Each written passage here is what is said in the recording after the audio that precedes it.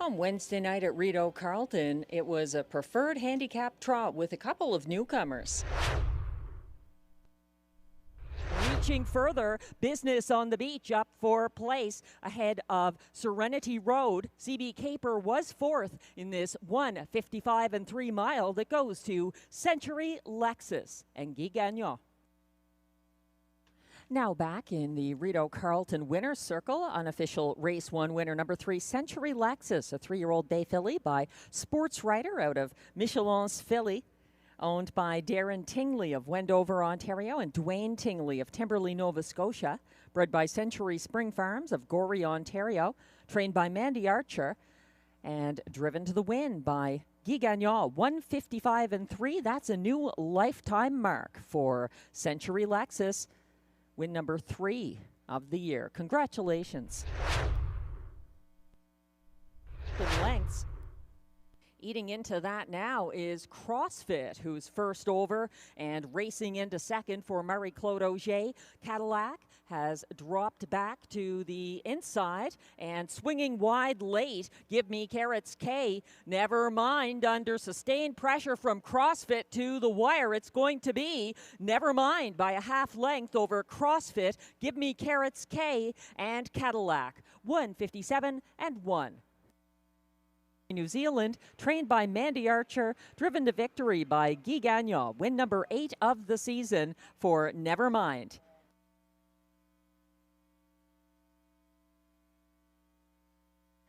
The AGCO judges have just contacted me to let me know that there will be a full parimutuel refund on number 1, Stomper Tom. Off stride before the start in race 2. He had not reached the fair start pole at the time the race got underway, so a full refund on number 1, Stomper Tom. Still trying to see this through on the front end, charging late. Tell Laura I Love Her is reaching, so is He's Stalking You furthest out, but it's going to be Topville on a Verge who gets the job done.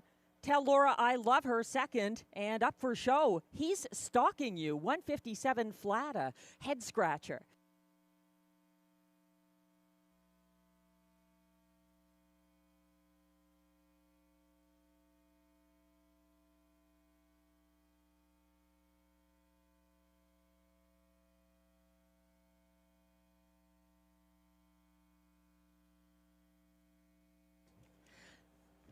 Now back in the Rideau Carleton winner's circle, unofficial race 3 winner, number 3, Topville on a Verge, a 6-year-old bay gelding by Always a Virgin out of Our Sophia, owned by Gate Expectations Racing of Gatineau, Quebec, bred by Merle Yoder of Topeka, Indiana, trained by Shea Kelly, and that's William Waugh's first driving win of the night. That's the first win of the year for Topville on a Verge. Congratulations. 1:57 flat for the mile, Topville on a Verge. On the outside, Wise Flower number 10 is a first over second, and winding up from further back to go wide, Muck Tuck Annie and Robert Shepard, but You Wait, I'll Go First is still first at the moment. It's a race for minor shares. DA Cinnamon Crunch is reaching up and looks to have been edged out for place by Wise Flower number 10. Muck Tuck Annie fourth, no doubt about the winner. You Wait, I'll Go First, and William Waugh, 1:54 and 2. Owned by Pierre Pierrelou, Saint Alexandre, Quebec, bred by Windback Farm of Chesapeake City, Maryland, trained by Luc Loyer and driven to victory by William Waugh. That's his second driving win of the card, and win number 6 of the season for You Wait, I'll Go First, who lowered his lifetime mark to 1:54 and 2. Congratulations. Tie game coming on late. That is Kinder Ice Cube down the center of the track, chasing Hercules to the wire. Hercules, too good. He gets the win by a length over Kinder Ice Cube. Gold Dealer up for show ahead of Tie Game, 1:59 and 3. Owned by Écurie Provocante, Mirabel, Quebec, also his breeder. Hercules is trained by Maxime Vellet, and that's Robert Shepard's first driving win of the night. Hercules having back-to-back wins for Shepard now. It's the second win of the year and a seasonal best mark, equaling his lifetime mark, 159.3 for Hercules. Congratulations. Has put away all rivals tonight. The Can-Am Banker widening his lead for Berube late to get the job done here. The Can-Am Banker, no doubt about it. That was Cleveland Massimo up for place ahead of Kinder Kahina, 157 flat. And trainer Carl Duguay of Trois-Rivières, Quebec.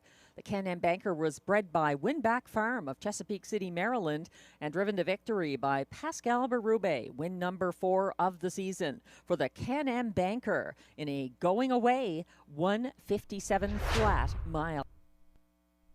And it's a make it come true. Still in front by 3 open lengths as the colt gives chase down the stretch. The first overbid is continuing on. So is Lancaster Bombers. Late move up the inside path, but it might be too late as make it come true is going to do just that for Guy Gagnon.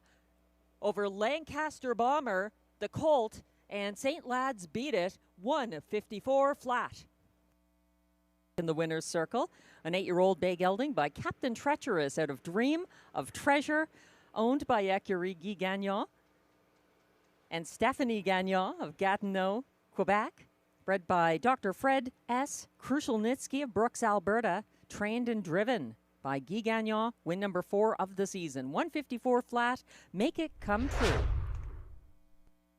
Lover carry her speed to the wire. She's got to deal with the pesky first over Tamara Hanover for the stretch drive. Tamara Hanover coming after My Midnight Lover, who's digging deep. Tamara Hanover on the outside. My Midnight Lover fights on the inside. Tamara Hanover is going to stick a head and a neck in front when it counts for the win over My Midnight Lover, Putty Cat, and Fancy Lettering, 154 flat. Hanover, owned by Jamie Copley and Kimberly Eaton of Ontario with the Max Webster Stable of Nova Scotia. She was bred by Hanover Shoe Farms Incorporated of Pennsylvania, trained by Mandy Archer, driven to victory again by Robert Shepard, win number 15 of the season, 154 for Tamara Hanover, the 3-5 favorite. Tyrone Bowtie's time to shine as he's opened up by 3 at the top of the stretch. Tyrone Bowtie drawing away the newcomers, unable to stay with him. He's defending his crown. Tyrone Bowtie out there by a good 3 lengths, charging late for place. Nothing but a dreamer over Racing Rusty and JM Stella, 155-3. Carleton winner circle. Preferred handicap trot winner, number 3, Tyrone Bowtie, a 5-year-old bay gelding by Looks Like a Chippendale out of Risk Seeker, owned by Rachel Burns and Wade and Philippe Toussignon of Cardinal, Ontario. Tyrone Bowtie was bred by Cynthia Graham and William Wolfrey of Ontario, trained by Mike Armstrong, driven to victory by Pascal Berube, win number 12 of the season, 155-3, Tyrone Bowtie. Could be hard to reel in here, but they're coming after him late down the center of the track. No sport pun intended. And Vino Louis, Surratt Hanover gapping on the inside. Surratt Hanover out of it. Love My Rockin' Bird gets it over Vino Louis. No sport pun intended. RJ Super Freak may have been up for 4th, 154-4. Now coming back to the Rideau Carleton winner's circle. The unofficial race 10 winner, number 9, Love My Rockin' Bird. An 8-year-old bay gelding by Mystery Chase out of Kill a Rocking Bird, owned by Limco Incorporated of Chateauguay, Quebec. Bred by James Rhodes of High River, Alberta. Trained by Vic Putty. And driven to the win by Marie-Claude Auger. Congratulations, Love My Rockin' Bird, the official race 10 winner, 14-1. In the Race 9 Preferred Handicap Trot, Tyrone Bowtie came through for the betting public as a winning favorite for trainer Mike Armstrong and driver Pascal Berube. It was win number 12 of the season for Tyrone Bowtie, a 1:55.3 mile. Also on the Wednesday night card, congratulations to trainer Mandy Archer on her 100th seasonal victory. We hope you can join us again Saturday night for Tammy Forgey's handicapping contest in the simulcast lounge, a $700 jackpot, and live racing is back every Sunday evening through the month of November, 6:30 p.m. post time. Hope you can join us.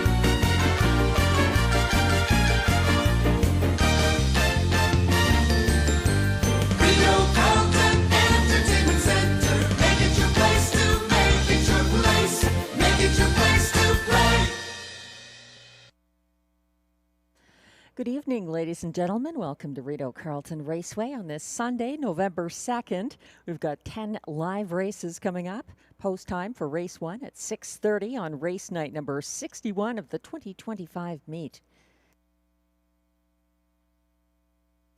The track condition is fast, skies partly cloudy. A temperature of 5 degrees Celsius, 41 Fahrenheit, winds from the northeast at 14 kilometers an hour, 8 miles per hour. Humidity is 54%.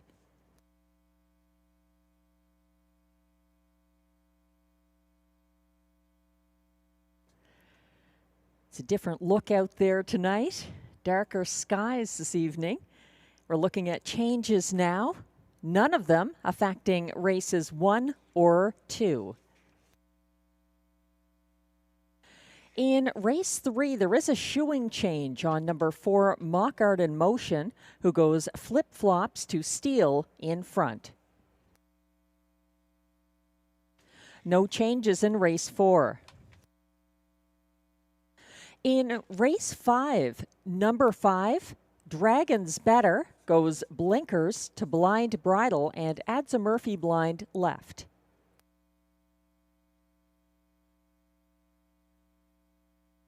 In race 6, note that number 8, Fire Shine, races with the number 8 saddle number, and for wagering purposes, she is the 8, but she will start from the second tier. There was another horse in the original field who didn't make it to the actual final program for race 6, so 8, Fire Shine, will start from the trailing post in race 6.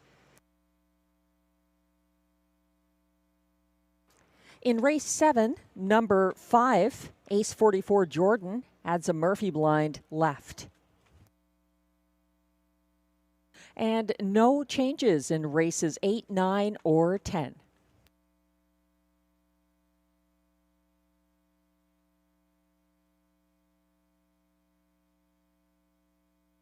We're about 27 minutes away from post time for race 1. Thanks to everyone joining us this evening on track at the OTB or online. We had one qualifier at 5 p.m. Fans and horse players are always welcome to join us for those qualifiers, Sundays at 5 p.m. It was won by Greystone Watchman and trainer-driver Guy Gagnon, who wired in 156 and 4. Finishing second by a half length was Better Zone. Hot Girl Summer was third. Oh Baby Let 'Em Rip was fourth. And the trotter NF Phoenix broke stride early to finish fifth. The fractions for the qualifier, 28 and 1, 56 and 4, 126 and 2, 156 and 4, again for Greystone Watchman. One to watch for in an upcoming parimutuel race here at Rideau Carleton.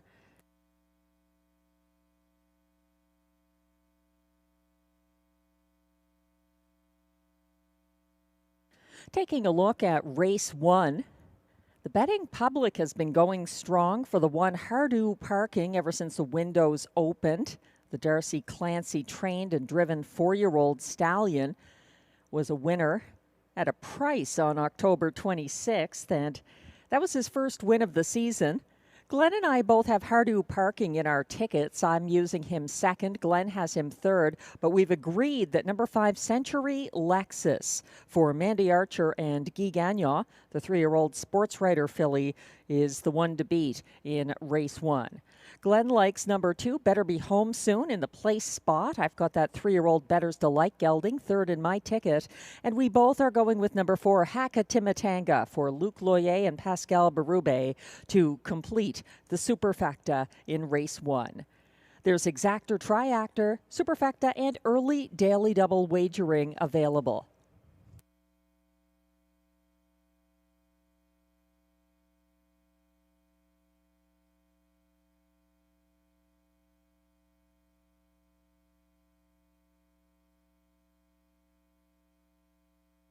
This week in harness racing, we take you to Hippodrome 3R this afternoon, Sunday, November 2nd in race 9, when the classy Major Hill recorded his 50th career win in line to William Waugh. DR. Hippity, hippity, hippity, ow. Bon, ils sont partis. J'ai Aspey Joey, well advertised. Sonwin Léo de Longuemain, Delco Dynamo. Du centre du tracé, 4 de front dans le premier tournant, 4 wide in the first turn. Et Brosseau à Dinon avec Sonwin Léo. Denis Saint-Pierre pèse sur l'accélérateur avec G. Aspey Joey. À la toiture, Major Hill connaît un excellent départ. Et Steve Rowe a dit non. The front runner, it's me. Sonwin Léo, the leader. Deuxième, c'est que le Major Hill glisse. Deuxième, on reprend les cordeaux pour Denis Saint-Pierre et G.A.S.P. Joey. Delco Dynamo, quatrième, fourth. Cinquième, fifth, well advertised. Right here, right now. Frozen Hanover à d'ici à l'extérieur. Et rapidement, suivi de Marie-Claude Auger, Cyclone Joe. Et derrière le peloton, Cold Sunshine. Opening station, 28 and 3, 28 et 3. Au quart d'ouverture, de favorite à C70, la copie. Sonwin Leo, Stebro, control the tempo. Showing the way, Man Lebal, avec un tour à faire. One lap for the money. G.A.S.P. Joey, try again. Troisième tour de Major Haley dans la salle d'attente du No Waiting Room. Un couvert pour Frozen Hanover. Super 1000 pour lui cet après-midi. Suivi au cinquième rang de Cyclone Joe. Delco Dynamo. À l'extérieur, Cold Sunshine, well advertised. C'était 1 minute à la demi de first half. 1 minute even. Sonwin Leo still there. G.A.S.P. Joey de regard dans l'œil. Looking behind, side by side. OK, Frozen Hanover. Swing 3 wide pour Simon Day. Quatrième pour de Major Hill. Suivi cinquième, fifth de Cold Sunshine. Il y a beaucoup de trafic à Trois-Rivières. Heavy traffic. Bumper to bumper. With Frozen Hanover from the extreme outside. Sonwin Leo travaille à la clôture. En épuisement, G.A.S.P. Joey. Quatrième pour de Major Hill. Behind the wall, derrière le mur. Et on vient compléter. Coming down to the wire. Avec Sonwin Leo. Frozen Hanover still 3 wide. G.A.S.P. Joey. Et Major Hill. Sonwin Leo. Outside of Frozen, Major Hill. Sonwin Leo. Major Hill at DePaul, and it's getting Major Hill. Boom, boom, boom. Okay. Une 59 et 4. 159 and 4 open stretch. For Major Hill. William Roy.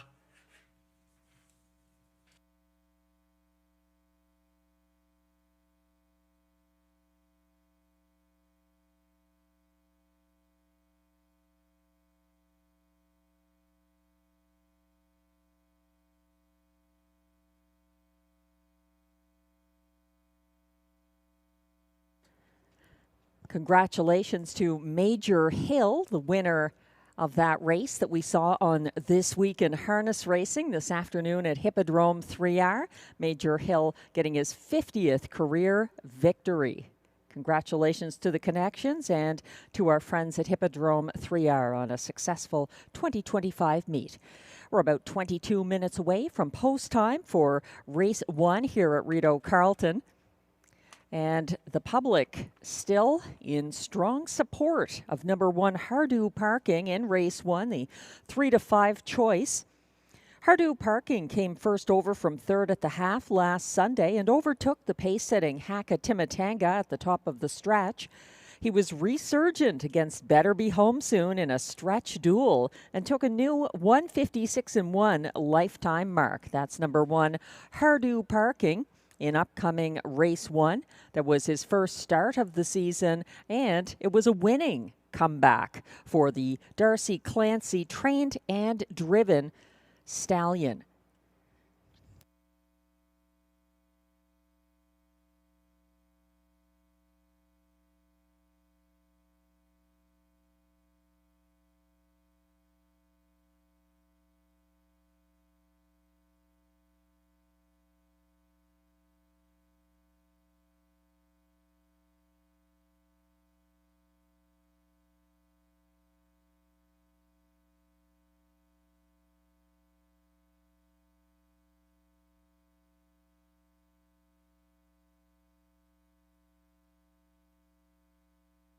The World Driving Championship is happening in New Zealand, and looking at the current standings, Gary Hall Jr., the Australian, is in the lead with 44 points.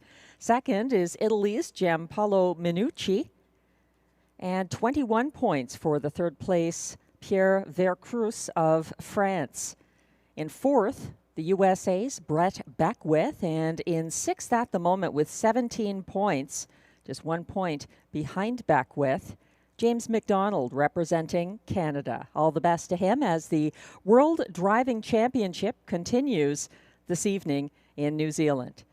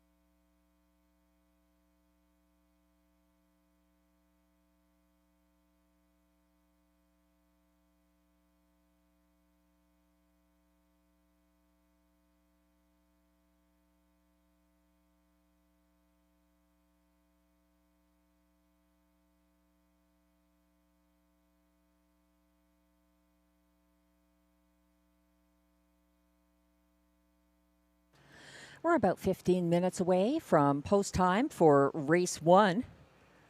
Bit of a shift on the tote board. We have a new 2 to 5 favorite It's the top choice of Glenn and myself, number 5, Century Lexus, for Guy Gagnon and Mandy Archer. A front-end winner in a new lifetime mark on October 29th at this track. Century Lexus right back in at a similar level. 2 to 5 on the tote board for the 5 Century Lexus. For those who play Tammy Forgey's free on-track handicapping contest on Saturday nights, you may be surprised to hear that even with the Breeders' Cup crowd here yesterday, the jackpot was not hit. So coming up on the evening of Saturday, November 8th, it's an $800 jackpot in Tammy Forgey's free on-track only handicapping contest. You must be here in the Rideau Carleton Simulcast Lounge trackside to enter and play this contest and collect any potential winnings. We have simulcasting throughout the week, but that contest every Saturday evening.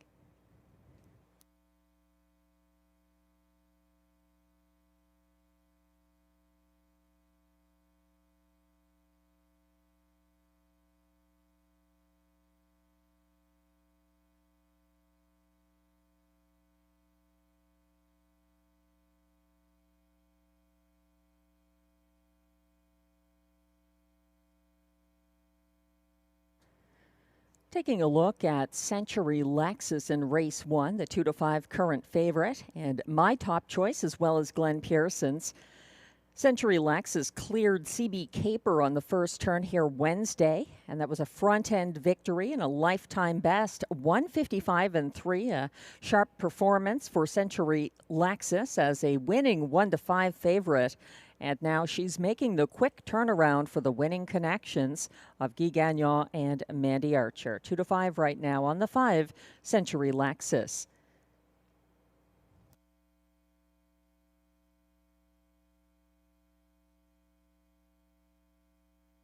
The fourth place horse in the Superfecta for both Glenn and myself is number 4, Hakatimatanga. 6 to 1 on the tote board right now.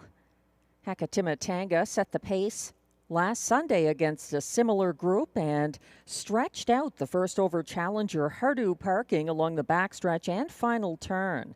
Hakatimatanga took his 156-4 lifetime mark with an off-the-pace class hike to this level on September 17th.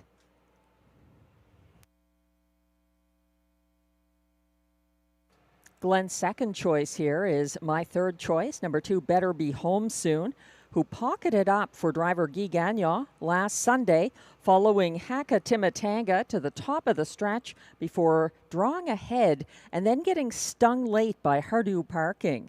Better Be Home Soon closed in the field's fastest last quarter of 28-3 and was a beaten 1 to 9 favorite. This is Better Be Home Soon's debut for catch driver Robert Shepard. 5 to 1 right now from post 2. Better Be Home Soon. We're about 11 minutes away from post time for race 1. Thank you if you're tuned in tonight, and best of betting luck to you. If you're playing the early double, take note there were no changes in races 1 or 2.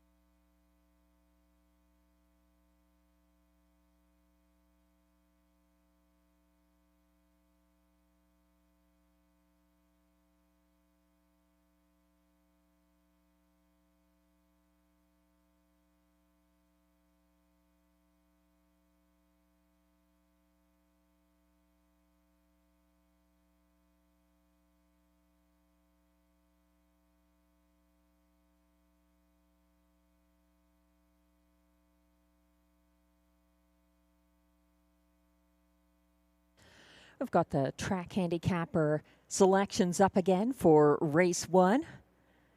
Glenn and I both favoring the 5 Century Lexus here on the quick turnaround. Glenn has the 2 Better Be Home Soon in the place spot. I'm using that one third behind Rideau Parking, who took some early money here and is now sitting at 2-5, resuming his status as favorite in upcoming race 1.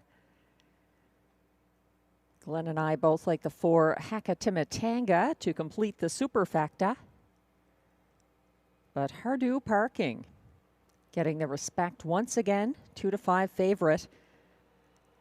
He came first over from third at the half last Sunday to overtake pace setter Hakatimatanga at the top of the stretch. And he was able to fight off Better Be Home Soon in a stretch duel, taking a new 156-1 lifetime mark. That's the one, Rideau Parking, 2-5 tonight. More of a price. Last time I was lucky enough to have him on top of my tickets last week.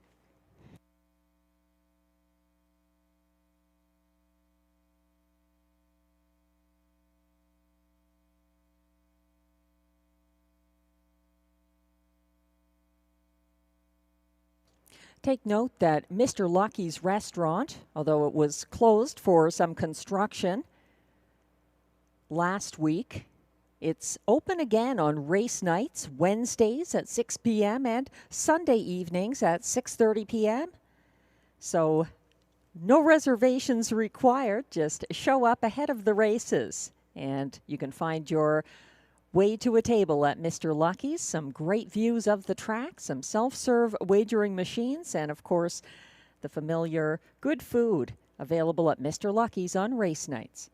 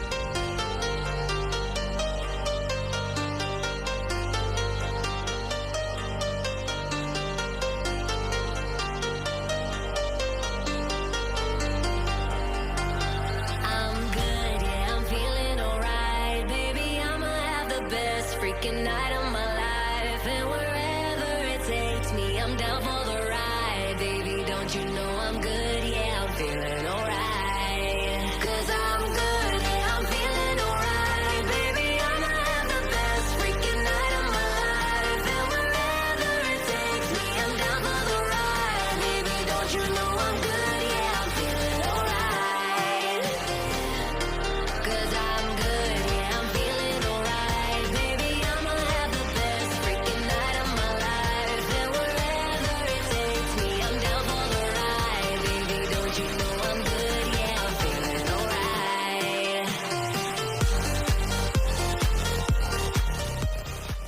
This week's Worth Remembering, we take you back to Sunday, August 17th, 2008, when Sean Stacey was the winning catch driver for Gilbert Mercier-trained Len Drummond at odds of 14-1.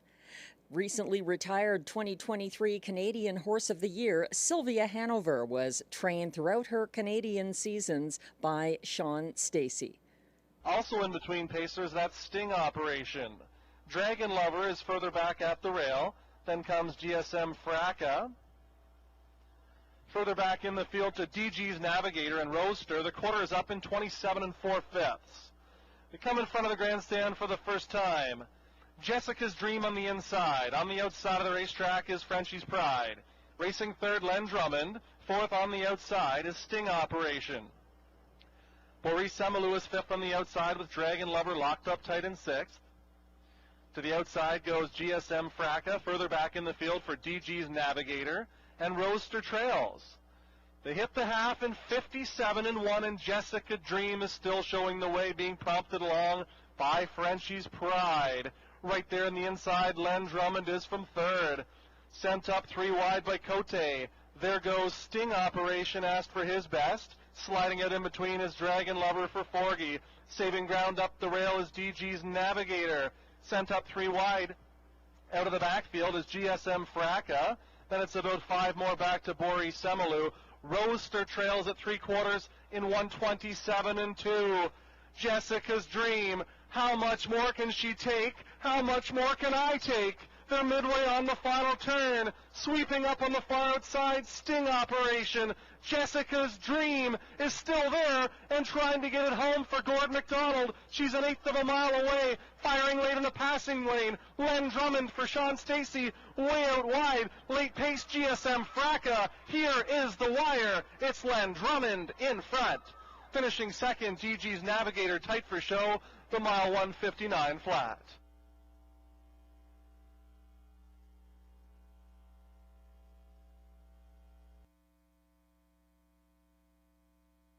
Wishing a happy retirement to Sylvia Hanover, a multiple award winner, 2023 O'Brien Some Beach Somewhere Canadian Horse of the Year, recently announced as moving on to retirement after the Breeders' Crown. And her trainer, Sean Stacey, was the winning driver with Len Drummond in that blast from the past here at Rideau Carleton. We're a couple of minutes away from post time for race 1.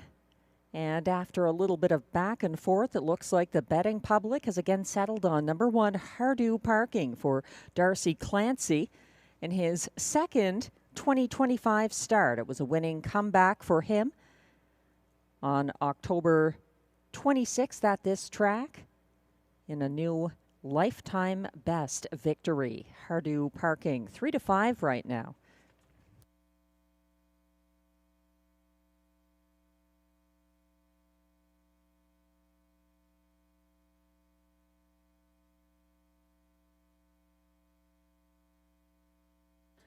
If you're just joining us, welcome and thank you. Race 1 has exactor, triactor, superfecta, and early daily double wagering. And as mentioned, no changes in races 1 or 2.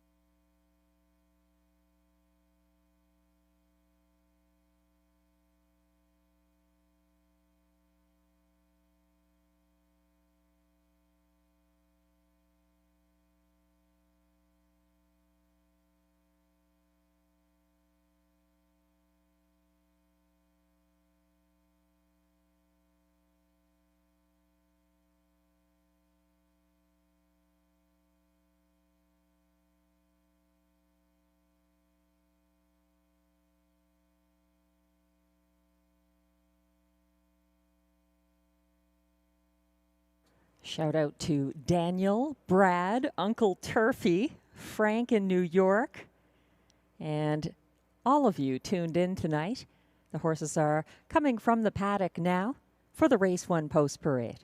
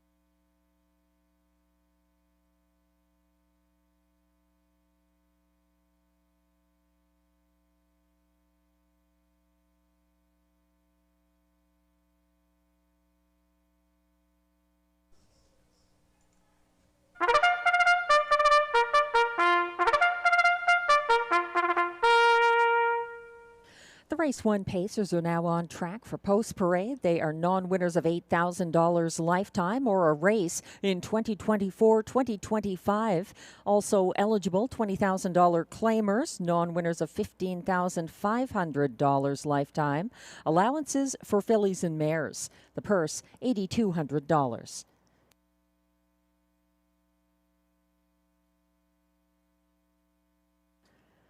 One is Rideau Parking, the current 3-5 favorite, owned by Kelly Scott of Trenton, Ontario, trained and driven by Darcy Clancy.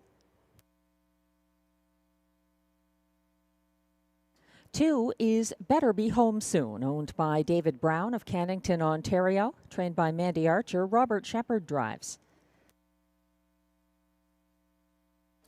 3 is Major Motion, owned and trained by Jennifer McBride of Almont, Ontario. William Was in the bike. 4 is Haka Timatanga, owned by Pierre Piedalou, Saint-Alexandre, Quebec, trained by Luc Loyer. Pascal Berube drives. And completing this field from Post 5, Century Lexus, owned by Darren Tingley of Wendover, Ontario, and Dwayne Tingley of Timberley, Nova Scotia, trained by Mandy Archer. Guy Gagnon drives. That's your field for Race 1. No changes. Exactor, Triactor, Superfecta, and early daily double wagering.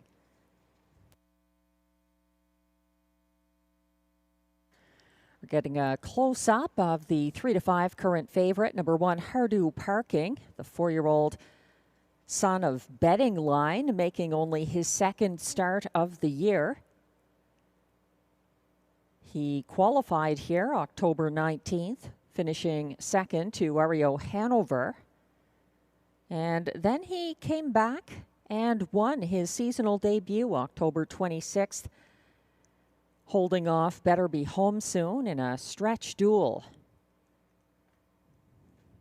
Rideau Parking getting plenty of respect here. 3-5 favorite from the rail.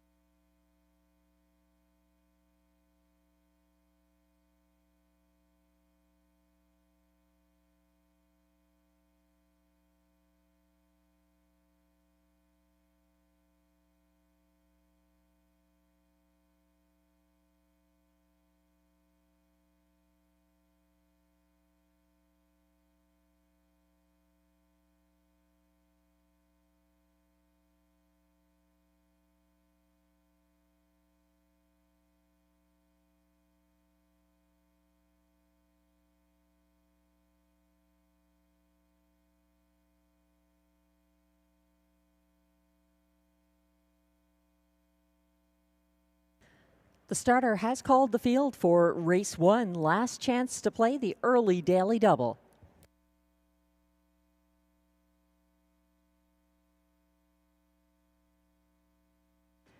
The race 1 pacers are lining up. 1 is 3 to 5, current favorite, Rideau Parking for Darcy Clancy. 2, Better Be Home Soon, Robert Shepard. 3, Major Motion, William Waugh. 4, Hakatimatanga, Pascal Berube. And on the outside, 5, Century Lexus for Guy Gagnon.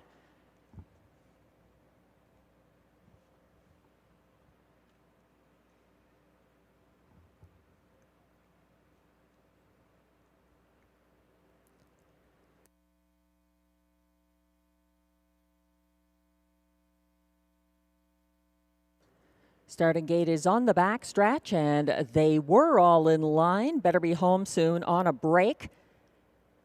The rest are off and pacing. Better Be Home Soon has settled back onto the pace, but is multiple lengths behind the rest of the field, moving to an early lead. Hakatimatanga, but up alongside that Century Lexus, sticking her head in front now for driver Guy Gagnon, moving on to clear to the lead. Century Lexus now leading over Hakatimatanga, following from single file third, Major Motion, then back and forth Rideau Parking, and about 10 lengths behind that one, trailing after the early break, Better Be Home Soon. 27-2 to the opening quarter. This field is led by Century Lexus, keeping a length and a half ahead of pocket sitting Hakatimatanga, followed closely in third by Major Motion. Then it's back to Rideau Parking, racing fourth, and closing ground now only about 5 lengths behind the others at the back of the field, Better Be Home Soon.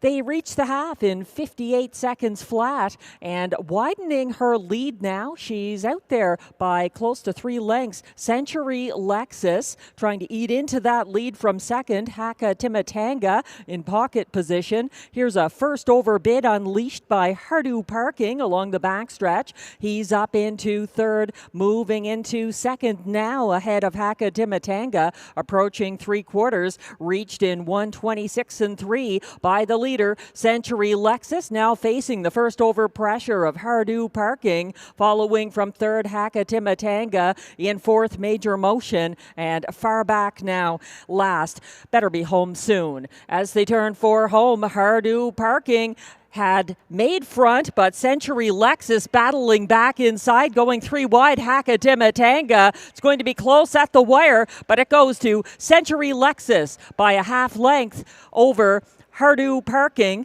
Hakatimatanga, and Major Motion. 156 flat.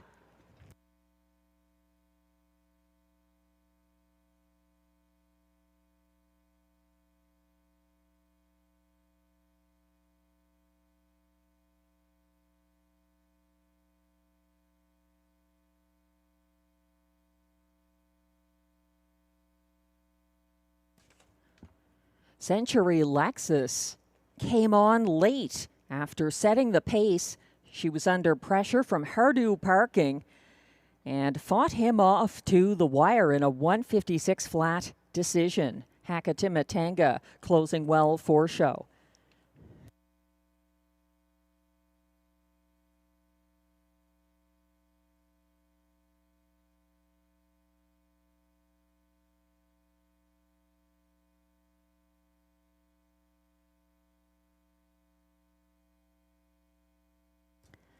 Unofficial results are now posted for race 1. Odds of 2 to 1. Number 5, Century Lexus pulls the mild upset for driver Guy Gagnon over the 1 to 5 beaten favorite. The fast closing number 1, Rideau Parking, second. 4, Hakatimatanga went wide late and closed for show, completing the superfecta at odds of 45 to 1, number 3, Major Motion. 5-1-4-3 in race 1 unofficially. Please hold all tickets.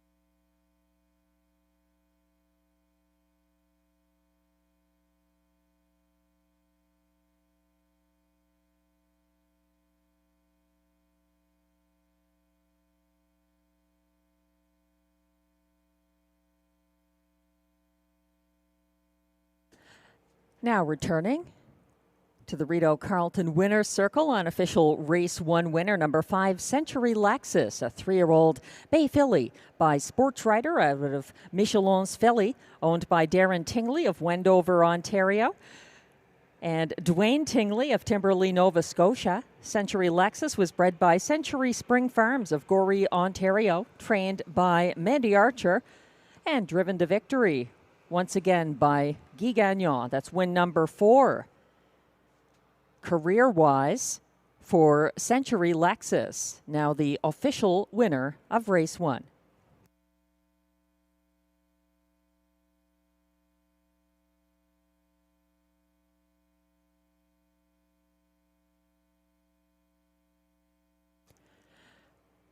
Race 1 prices are now posted. Number 5, Century Lexus, returns $6 even to win.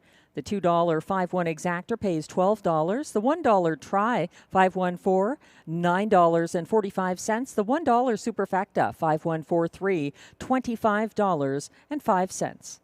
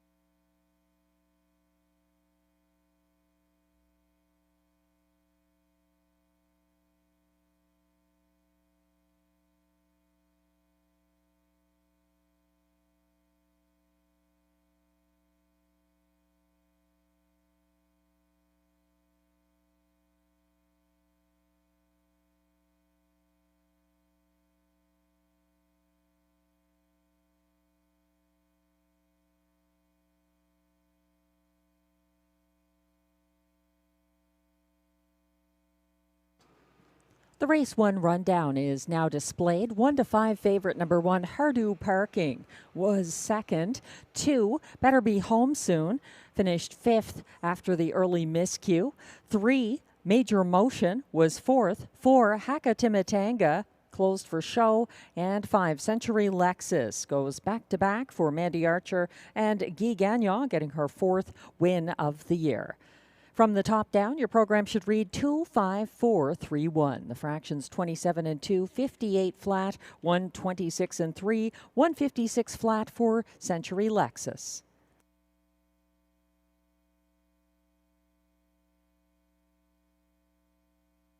Race 2 is coming up next with exactor, triactor, superfecta, and early pick 4 wagering.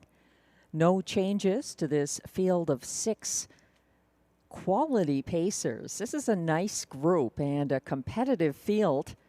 Although Margot's Got the Cargo is the 2-5 favorite right now for Andrew Moore and Robert Shepard. She's not the only one who could win this. This is a very competitive race. That's why I went 4 deep in this opening leg of the early pick 4. I am using Margot, also Duck Dynasty. He could surprise again, as he did at 12-1 at this level back on September 28th. The 2 Logan Behold was a 14-1 winner for the same connections that captured race 1, Guy Gagnon and Mandy Archer. He is a threat here. And also the 3 Southwind Sambuca having another good season, 6 wins. The most recent in 151 and 2 at Rideau Carleton, October 19th, just below this level.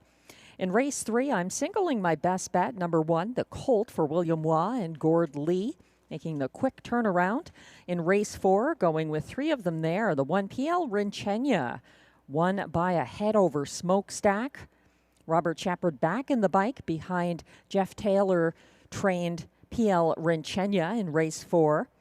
The 3 Horizon Sealster, a serious threat there as well for William Waugh and Ted McDonald, as is the 2 Smokestack, trained and driven by Guy Gagnon, second by a head October 26th behind PL Rinchenia. In race 5, hoping to seal the deal with the 6 Wall Street Belle for trainer-driver Guy Gagnon, or the 4 More Monet for William Waugh and Nathalie Seguin, a strong addition coming in from Alberta. And the 2 Shadow Dave has been on the brink of a win, missing by a head October 19th for trainer-driver Mike Healy. He's got some upset potential in race 5. $7.20 for this 20-cent early pick 4. Good luck.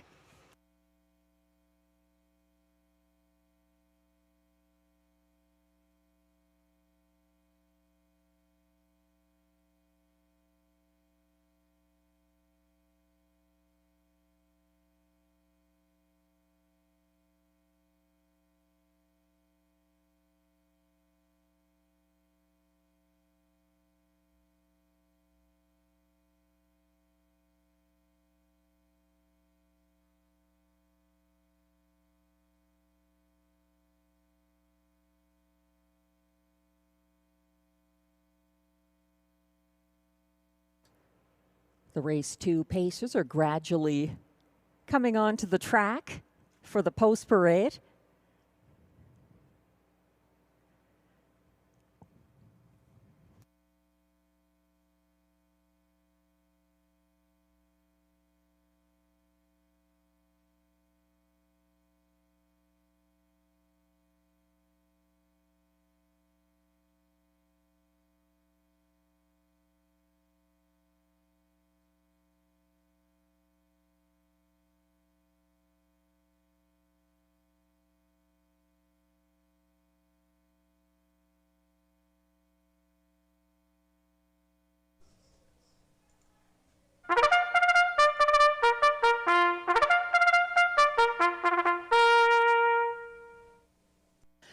And here comes the post parade for race 2. These pacers are non-winners of $7,500 in their last 5 starts, or $1,500 per start in 2025. Also eligible non-winners of $50,000 lifetime allowances for fillies and mares, and also eligible $25,000 claimers. The purse, $8,500.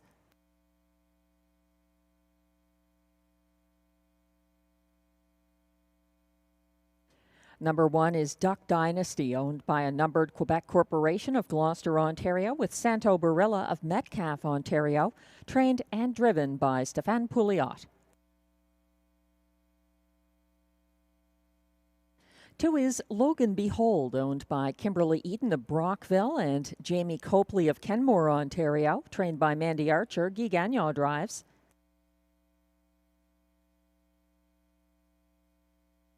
3 is Southwind Sambuca, owned by Gordon MacDonald of Ottawa with Christopher Boland of St. John's, Newfoundland, trained by Vic Putty. Marie-Claude Auger drives. 4 is the 3 to 5 current favorite Margot's Got the Cargo, owned and trained by Andrew Moore of Osgood, Ontario. Robert Shepard is in the bike. 5 is Ario Hanover, owned by Robin Morley of Mildmay, Ontario, trained by Cara Stacey. Jason Gilchrist drives. And completing this field from post 6, Day Delight, owned by Triple S Equine of Newton, Ontario, trained by Vic Putty. Pascal Berube drives. No changes in race 2. which has exactor, triactor, superfecta, and pick 4 wagering. Good luck. We're zooming in on Margot's Got the Cargo, who has post 4 in race 2 and is the top selection for both Glenn Pearson and myself, as well as the betting public. She's got a way about her. Margot's Got the Cargo was second over 7th past the grandstand Sunday to follow the first over Southwind Sambuca. She came 3 wide on the final turn and ran out of racetrack as beaten 3-5 favorite, closing in the cards second fastest last quarter of 28 seconds flat. That's her strength. A strong closer who's done some impressive work here at Rideau Carleton, and the public remembers, making her the 3-5 favorite. This is a deep group, though. 5-2 odds on number 1, Duck Dynasty, who has to be considered here.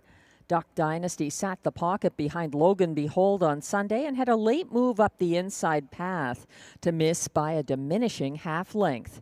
Duck Dynasty was a 12-1 winner with a pocket ride behind Southwind Sambuca September 28th, taking a lifetime mark of 151 and 3 in winning at tonight's level.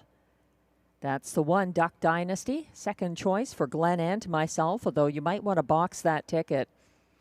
The 2, Logan Behold, is our third choice in these identical tickets. Logan Behold cleared a Duck Dynasty on the first turn Sunday and wired at 14-1, holding off the first over challenger Southwind Sambuca around the final turn. Logan Behold needed the wire.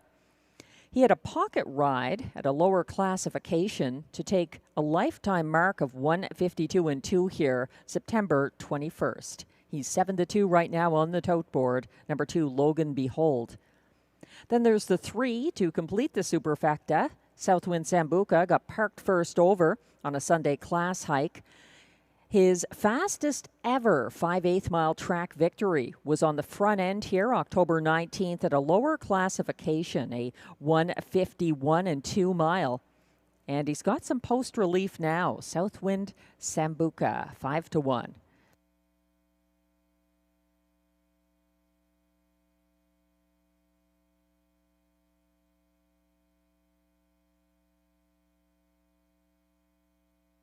If you're playing the early pick 4 that kicks off in race 2, note that while there are no changes in race 2, in race 3, number 4, Mockart in Motion goes from flip-flop to steel shoes up front. No changes in race 3. And then in race 5, Dragon's Better, the 5, has a bridle change, going blinkers to blind and adding a Murphy blind left.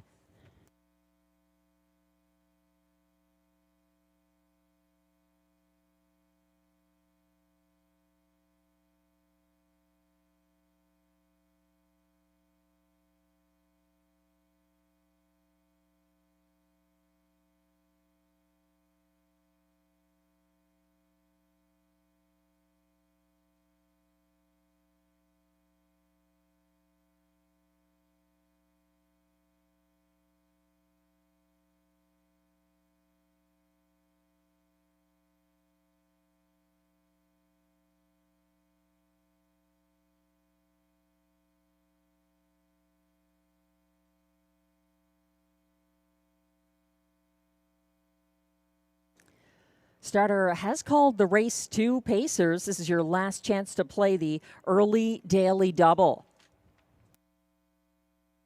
I should say the early pick 4 at Rideau Carleton, which kicks off here in race 2 in the second leg of the early double. The field is lining up. 1 is Duck Dynasty, Stéphane Pouliot. 2, Logan Behold, Guy Gagnon. 3, Southwind Sambuca, Marie-Claude Auger. 4, Margot's Got the Cargo, the even money favorite for Robert Shepard. 5, Ario Hanover, Jason Gilchrist. And on the outside, 6, Day Delight for Pascal Berube.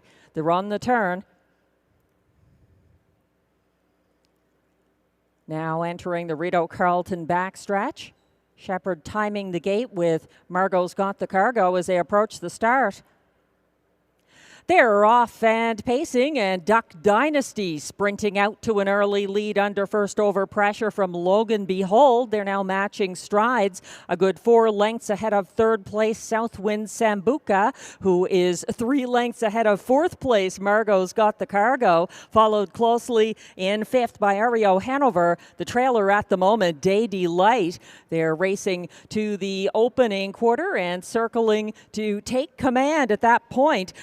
Logan Behold now leading the way for Guy Gagnon past the 27-2 first clocking. Following him from second, a length and a half back, Duck Dynasty. It's still 3 lengths to Southwind Sambuca in third. Following from fourth, Margot's Got the Cargo. In fifth, Rideau Hanover. And still trailing the field, Day Delight as they swing around the second turn.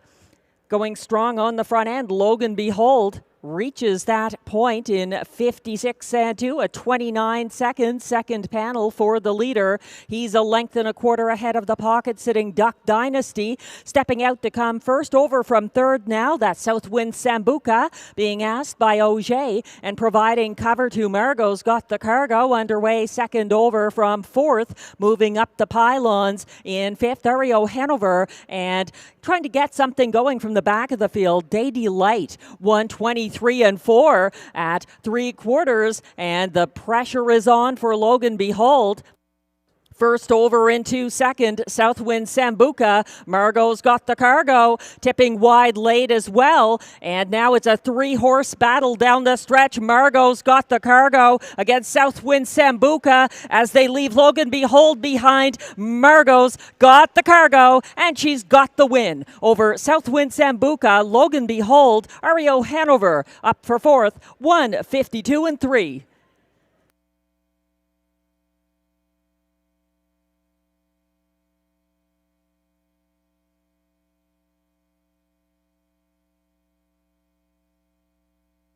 Logan Behold on the front end did the heavy lifting tonight, but then Southwind Sambuca posed a late challenge, and it all set up for Margot's Got the Cargo to sweep past for driver Robert Shepard to get win number 6 of the season.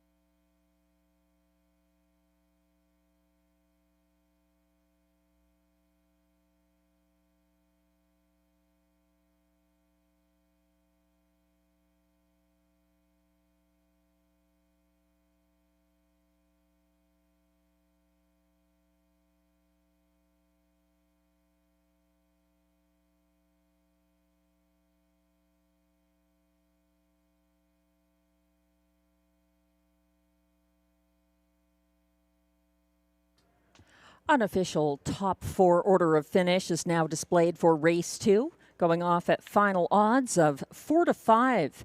Number 4, Margot's Got the Cargo. A winner for Robert Shepard. Over 3, Southwind Sambuca. Second, the pace setter, number 2, Logan Behold, holding on for show. Ahead of the 5, Rideau Hanover. Fourth. 4-3-2-5 in race 2 unofficially. Please hold all tickets.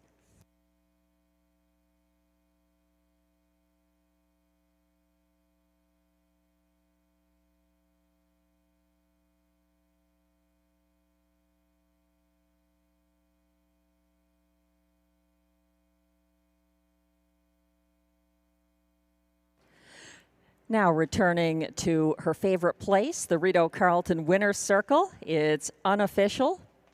Race 2 winner, number 4, Margot's Got the Cargo, a 4-year-old bay mare by Big Jim out of Maple Leah. Owned, bred, and trained by Andrew Moore of Osgood, Ontario. Driven to victory by Robert Shepard, win number 6 of the season. 1:52 and 3. Welcome back, Margot.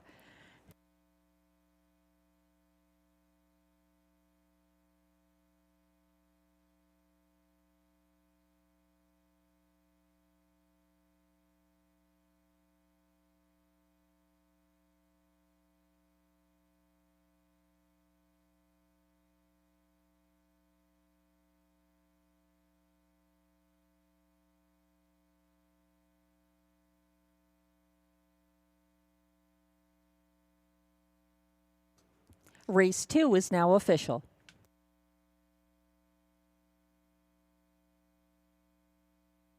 Prices are posted for race 2, where number 4, Margot's Got the Cargo, returns $3.90 to win. The $2 4-3 exactor pays $13.40.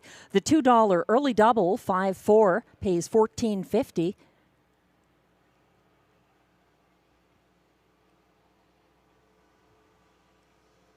The dollar triactor is $20.55, and a nice $95.50 for the $4.325 superfecta.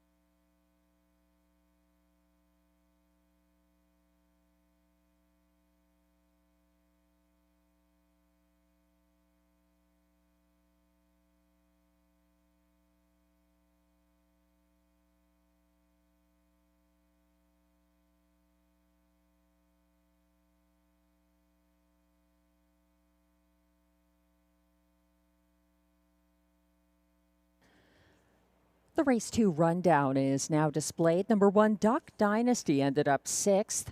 Pace setter number 2, Logan Behold, held on for show. 3, Southwind Sambuca was a close second to 4-5 winning favorite. Number 4, Margot's Got the Cargo, Robert Shepard's first driving win of the night. 5, Rideau Hanover closed for 4th, and 6, Day Delight was 5th. From the top down, your program should read 6-3-2-1-4-5. The fractions 27 and 2, 56 and 2, 123 and 4, 152 and 3 for Margot's Got the Cargo.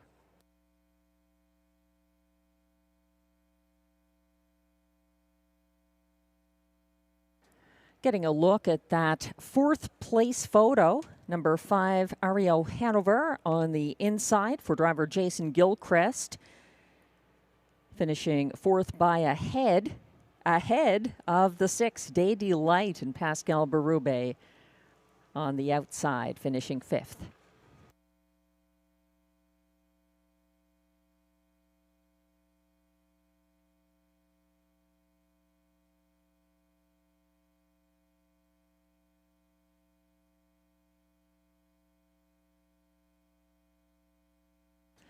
Race 3 is coming up next, and note that the owner of the 3, Captain Nashville, should be changed to Gavin Christie, also the trainer of number 3, Captain Nashville, making his Rideau Carleton debut in upcoming Race 3, which has exactor, triactor, superfecta, and pick 3 wagering. Glenn Pearson and myself both in agreement about the 1, the Colt, making a quick turnaround here for trainer Gord Lee and driver William Waugh. He was 3rd behind Lancaster Bomber and Make It Come True on Wednesday, and he's right back with Rail Advantage. The Colt 3-1 right now. We both like the 4 Mockart in Motion in the place spot. Mockart in Motion getting a shoeing change here, going flip-flop to Steel up front. Then Glenn has the 3, Captain Nashville, the newcomer, the 8-5 current favorite, racing for owner-trainer Gavin Christie and driver Marie-Claude Auger. I'm using him further down the ticket. In 4th, behind the 5, Tough Cooper for Steve Bellil and Robert Shepard. Glenn is completing his superfecta with the 2, Better on the Island, back for trainer-driver Brian Scott for her 5th start of the season.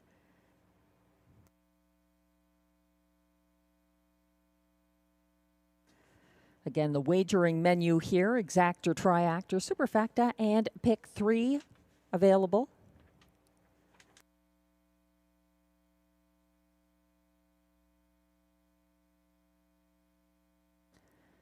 Favoritism has shifted to number 1, the Colt, now the even money favorite, making the quick turnaround, sometimes indicative of a horse with strong form who didn't get the trip that somebody wanted in the previous start.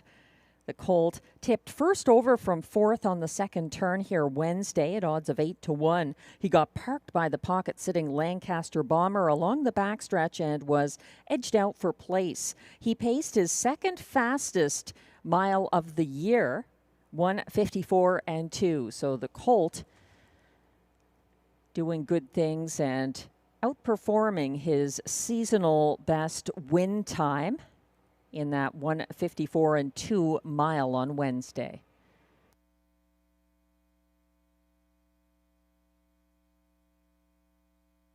I've actually made the Colt my best bet, not to jinx him. The 4 Mockart in Motion is interesting here as well with the shoeing change. And he came first over from last in front of the grandstand October 22nd in his latest start. He flushed out Midnight Mood and Lady for Dollar near the half and was 3 wide at the top of the stretch. Mockart in Motion teamed up with Jason Gilchrist for 3 early season off-the-pace wins here for driver Jason Gilchrist. And he's got a bit of post relief. That's the 4 Mockart in Motion, currently 6-1.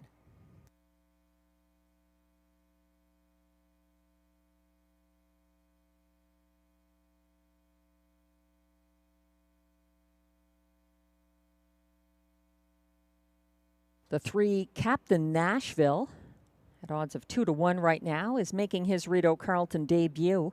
Captain Nashville got away single file 6th on October 6th at the Downs at Mohegan Sun Pocono in Pennsylvania. He was gapping at the half and left the pylons on the final turn, closing into stretch traffic. Captain Nashville wired on February 27th at 5/8 mile Dover Downs for his most recent victory. He's got a bit of class relief coming in here. That's the 3 Captain Nashville. The horses are coming on track now for the race 3 post parade.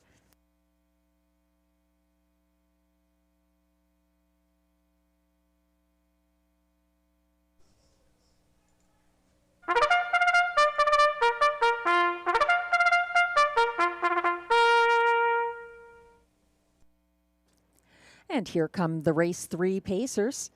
Post parade is on track. They are non-winners of $400 per start, and their last 10 also eligible $8,500 claimers. They race for a purse of $6,200.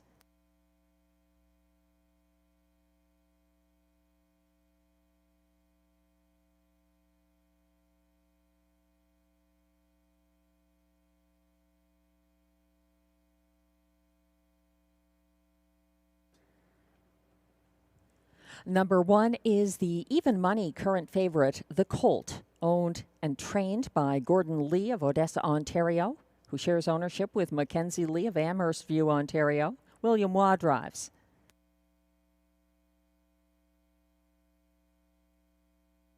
Two is Better on the Island, owned by trainer-driver Brian Scott as well as Amy Griffin, both of Brinston, Ontario.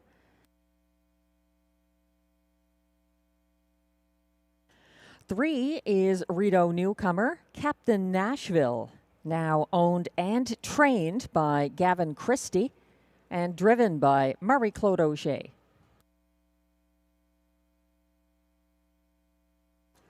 Four is Mockart in Motion, who goes from flip-flop to steel shoes up front. Mockart in Motion is owned, trained, and driven by Jason Gilchrist. And rounding out this field from post 5, Tough Cooper, owned by Melanie Leach of Richmond, Ontario, trained by Steve Belil, driven by Robert Shepard. That's your field of 5 for upcoming race 3 with Exactor, Triactor, Superfecta, and Pick 3 wagering. Getting a good look at the Colts striding out, scoring down for race 3. He's certainly been performing well recently with a string of show finishes after a seasonal best win here on October 12th, all for William Waugh and Gord Lee. Some of the horses that he's finished behind in those show finishes have been quite tough and are not part of this field, so sort of addition by subtraction to put the Colt on top tonight. There's no Make It Come True, All-Star Playboy, or Midnight Mood in this field.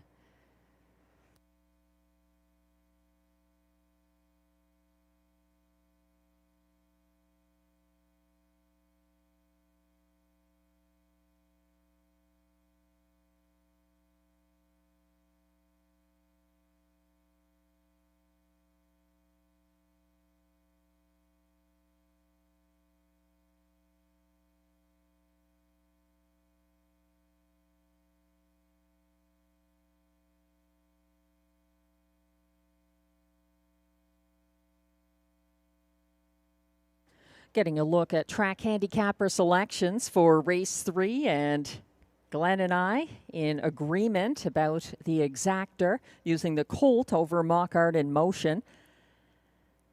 Glenn has the newcomer, the 4-year-old gelded son of Captain Treacherous, number 3, Captain Nashville in the show spot. I'm using him 4th behind the 5, Tough Cooper. And Glenn completes his superfecta with number 2, Better on the Island.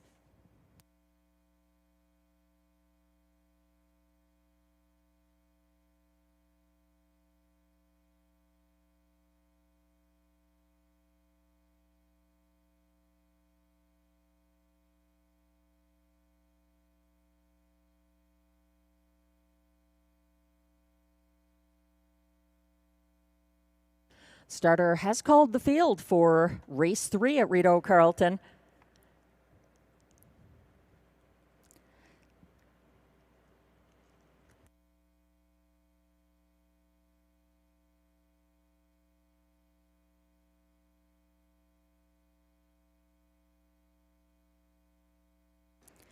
The Pacers are going behind the gate now.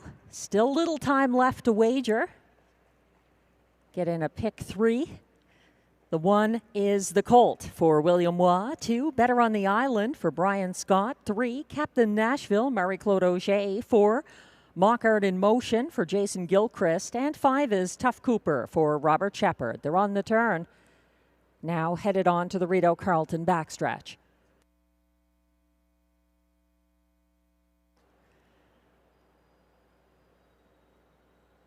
Quickly approaching the start.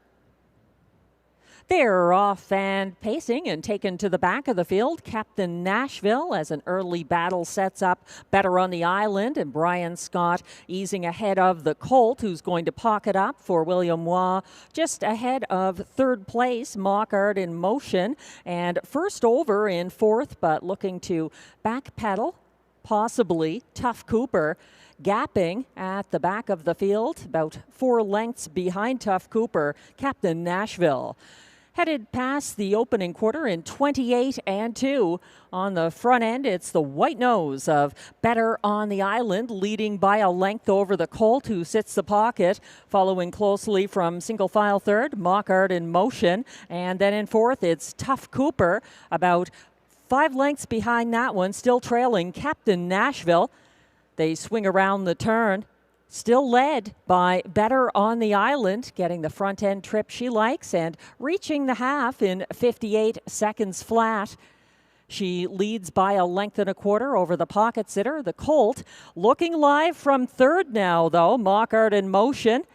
Getting underway for Jason Gilchrist. He's first over from third and trying to follow that cover now out of fourth. Tough Cooper still trailing by a wide margin. Captain Nashville as the field approaches three quarters. It's Better on the Island facing the first over challenge now of Mockart in motion into second and drawing ahead.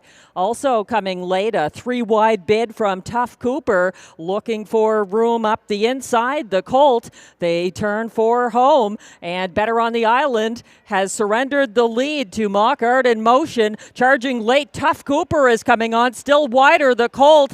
It's a battle to the wire that goes to Mockart in motion over Tough Cooper, the Colt, and Better on the Island, 156 and 3.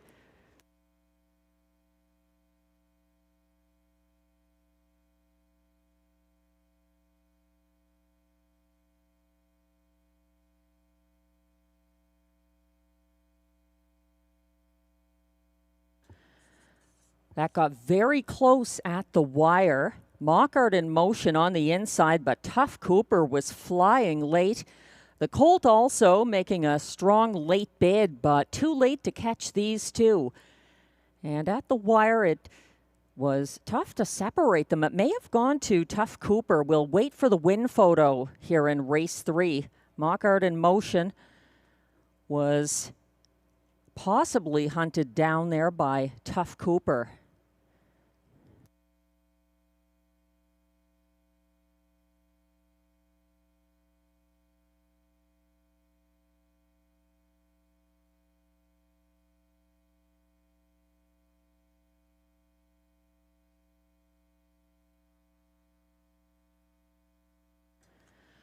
Unofficial top 4 order of finish is now displayed, and that's exactly what happened in the win photo. It goes to the 9-1 Tough Cooper from post 5 for Robert Shepard, who was able to catch 4 Mockart in motion, who was a very close second at odds of 12-1. For Jason Gilchrist, won the Colt, the 2-5 favorite, ran out of racetrack, finishing third ahead of the pace-setting number 2. Better on the Island, fourth. 5-4-1-2 unofficially in race 3. Please hold all tickets.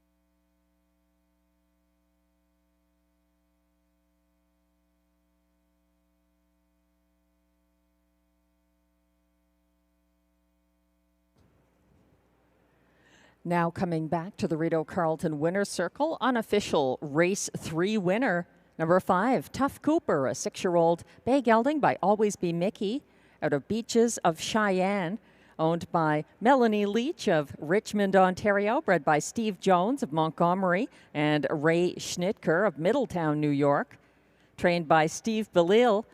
Robert Shepard with another driving win, taking Race 3 with official winner, Tough Cooper, in 1:56.3. Congratulations.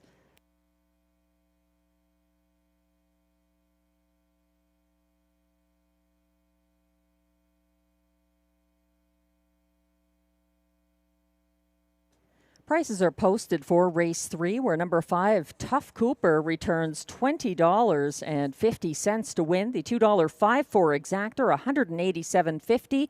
The $1 triactor, 5-4-1, $100.05. $463.15 for the $1 superfecta, 5-4-1-2.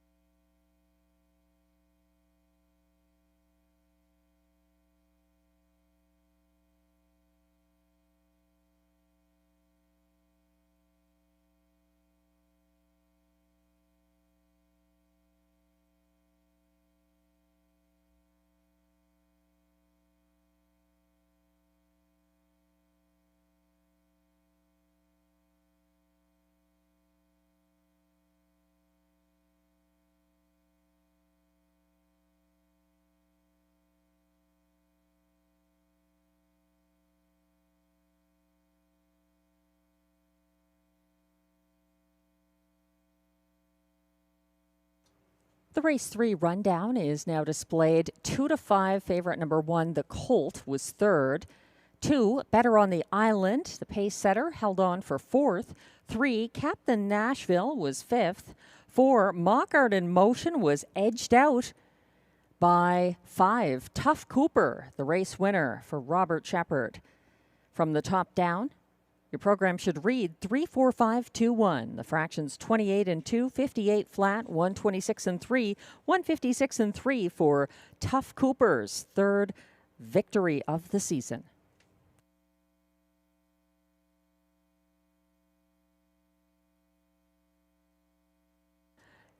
This was a tough one to call, and at first glance, it did look like the 4 got it. Mock Art in Motion, but it was a nose victory for Tough Cooper on the outside, the 5 horse.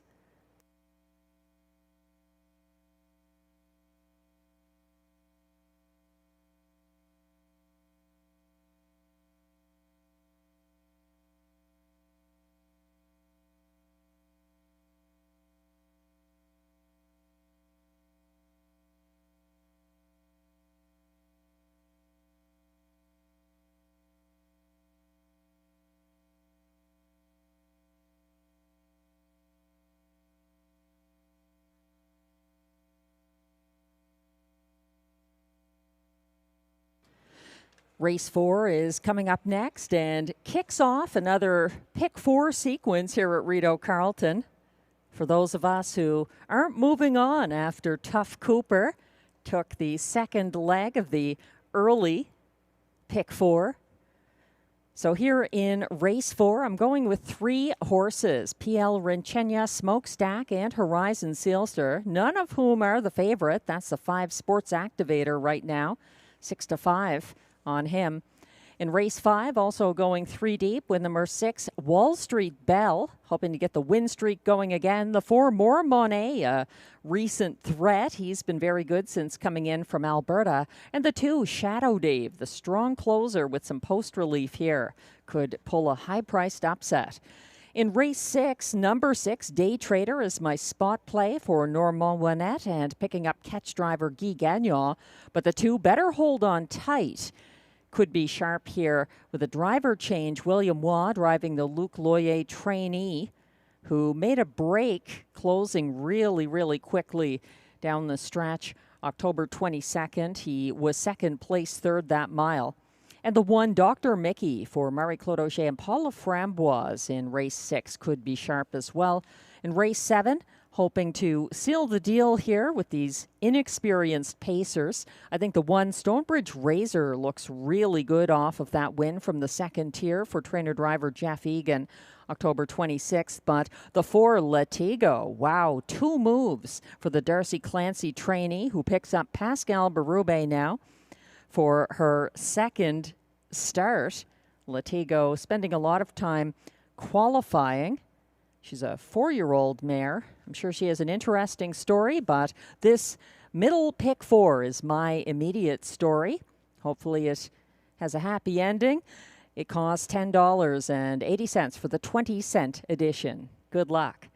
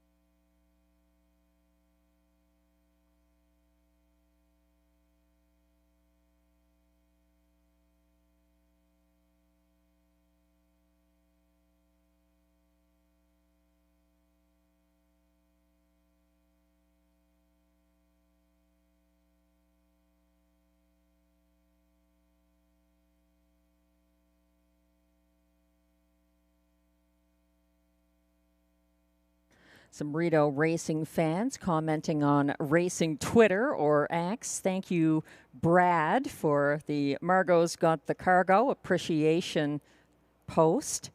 So much talent in that mare. Have to agree. And Uncle Turfy chiming in that was a brutal beat in race 3 for anyone who had Mock Art in motion. And it came down to a war of the noses between the 12-1 Mock Art in motion and the 9-1 Tough Cooper in race 3. I have to agree, that was a toughie, Turfy. Here come the race 4 pacers now on track for the post parade.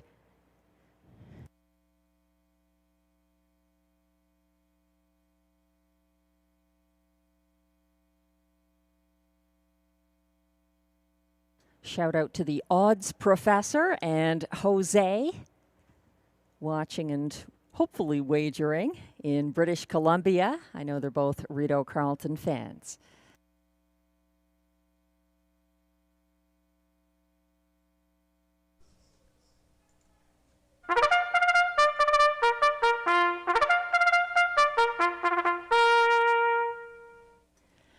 Here comes the race 4 post parade. For pacers who are non-winners of $6,000 in their last 5 starts or $10,000 in their last 10 starts, also eligible $18,000 claimers, and also eligible non-winners of $40,000 lifetime. Allowances for fillies and mares. The purse is $8,200.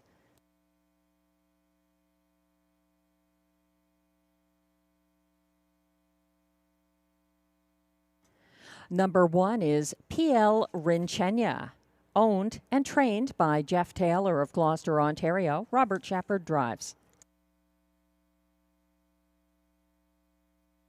2 is Smokestack, owned by Michel Latarte of Boucherville, Quebec, and Brett Lester of Fergus, Ontario, trained and driven by Guy Gagnon. 3 is Horizon Sealster, owned by Julia Ferguson, Lloyd Stone, Coral Bailey, and Sean Vino, all of Ontario, trained by Ted McDonald. William Waugh drives. 4 is Stonebridge Hermes, owned, trained, and driven by Jacques Baudouin of Manotick, Ontario.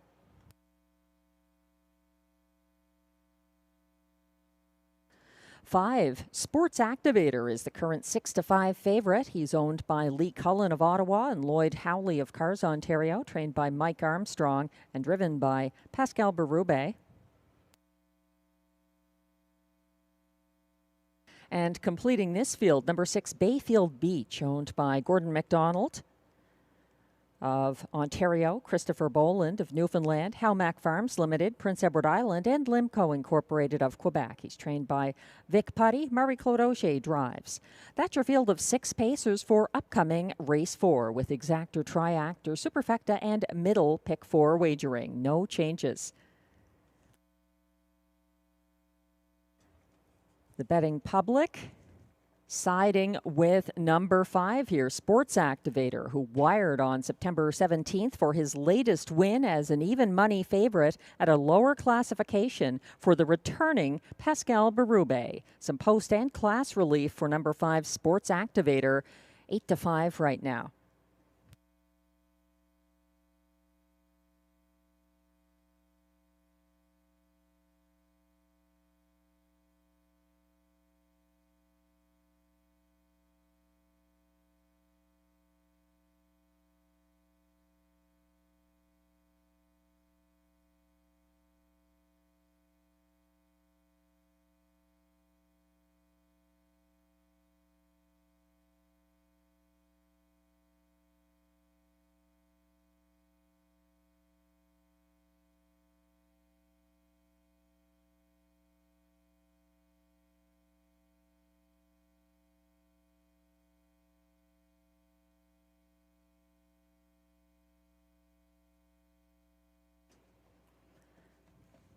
Glenn Pearson going with the 2 Smokestack here, currently at odds of 2-1 for trainer-driver Guy Gagnon. 5 wins this season, and he missed by a head to PL Rinchenia, October 26th.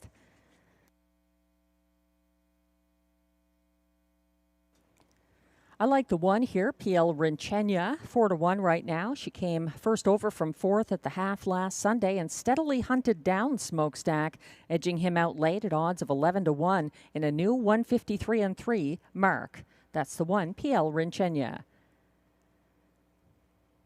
The 2 Smokestack worked to clear Bayfield Beach by the quarter last Sunday and cut fractions.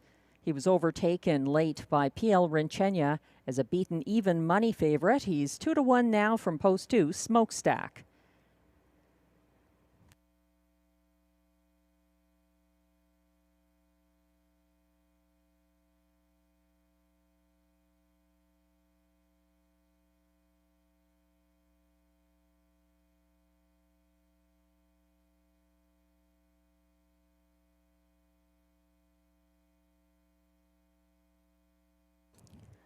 Starter has called the race 4 pacers. Still a little time to play the middle pick 4 if you hurry.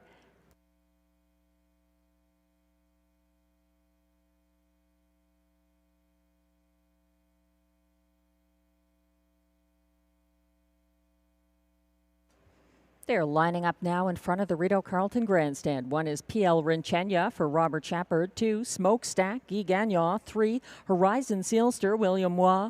4, Stonebridge Hermes, Jacques Baudouin. 5, Sports Activator, the 8-5 favorite for Pascal Berube. And 6, Bayfield Beach, Marie-Claude O'Shea. They're all in line on the turn.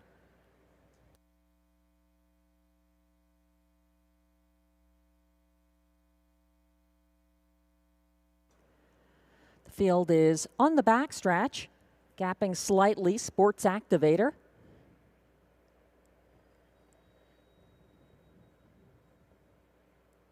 They're off and pacing. It's a slightly staggered start as Sports Activator and Bayfield Beach take back early, moving to the lead PL Rincenia and Robert Shepard. First over early. Here comes Stonebridge Hermes and Jacques Baudouin alongside PL Rincenia. And now he sticks ahead in front and he's trying to clear. Stonebridge Hermes is trying to circle PL Rincenia, and following them from third, Smokestack under tight lines just ahead of fourth place, Horizon Sealster to a contested 27-2 opening quarter, and trying to make a go of it now. PL Rincenia circling Stonebridge Hermes to reclaim the lead with authority. She opens up by 3 now over Stonebridge Hermes. First over out of third. Here comes Smokestack, and following that cover, second over from fifth. Sports Activator underway. Outside of fourth place, Horizon Sealster caught along the pylons. Third over from last past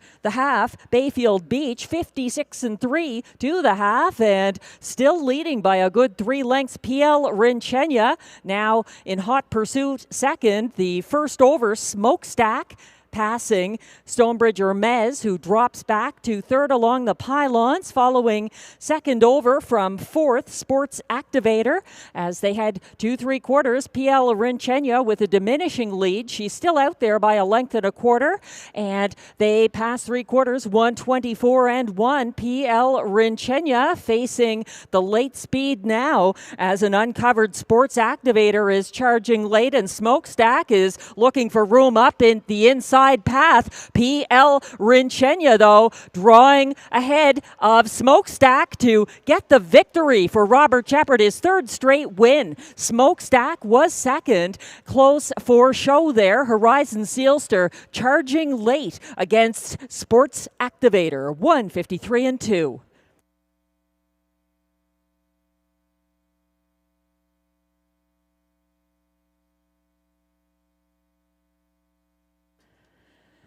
PL Rincenia, back-to-back wins for Robert Shepard with completely different trips. It was a front-end journey from the rail tonight, and a winning one, as she lowers her lifetime mark by 1/5 of a second and holds off Smokestack, charging up the inside path late. 2 moves and a going-away win.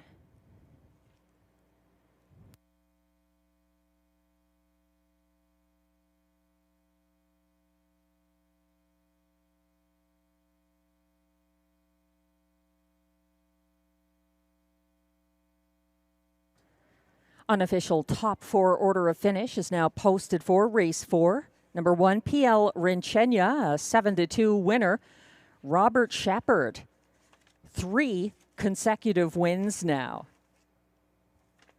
2, Smokestack, closed up the inside path for place as a beaten 7-5 favorite. 5, Sports Activator was third. And 3, Horizon Sealster charging late for fourth. 1, 2, 5, 3 unofficially in race 4. Please hold all tickets.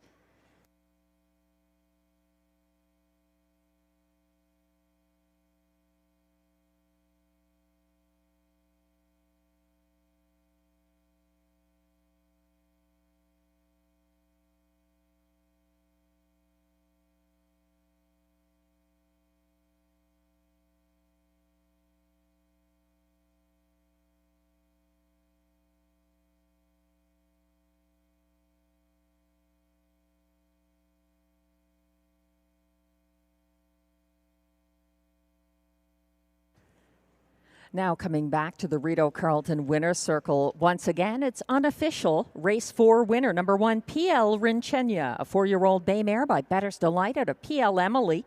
Owned and trained by Jeff Taylor of Gloucester, Ontario. Bred by Princely Acres of Uxbridge, Ontario. Driven to victory once again by Robert Shepard, who won with her last week. And that's win number 5 of the season for PL Rinchenia, taking a new lifetime mark of 153-2. Congratulations.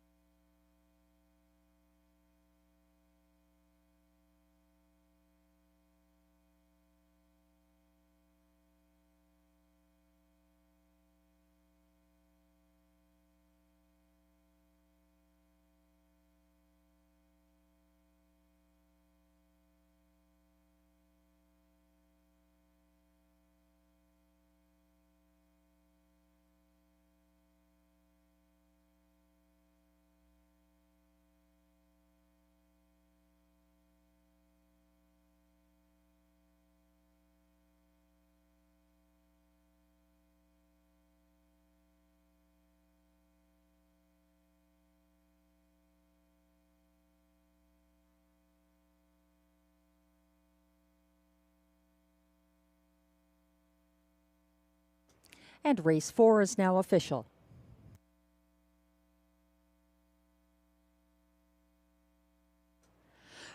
Prices are now posted for race 4, where number 1, PL Rinchenia, returns $9.10 to win. The $2 1-2 exactor pays $27.20. It's $35.20 for the dollar try, 125. And the dollar superfecta, 1253, pays $56.70.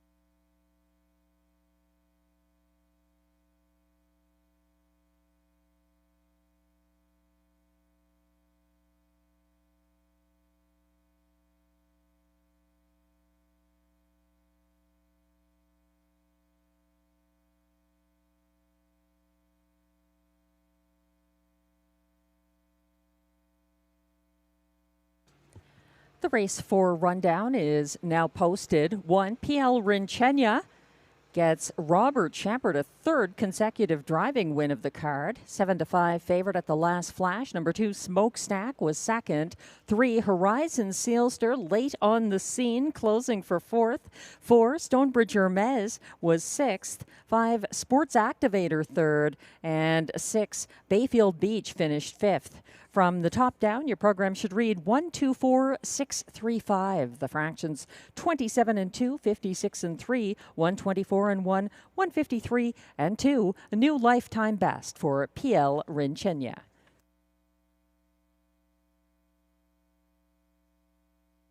Moving on to race 5 now with exactor, triactor, superfecta, and pick 3 wagering. And Glenn and I both expect number 6, Wall Street Belle, to kick off another win streak. Guy Gagnon's trained and driven and co-owned star has 10 wins this season and had quite a win streak going before encountering the tough combination of Post 8 and John McMillan's new horse, Exotic Sand, on October 26th.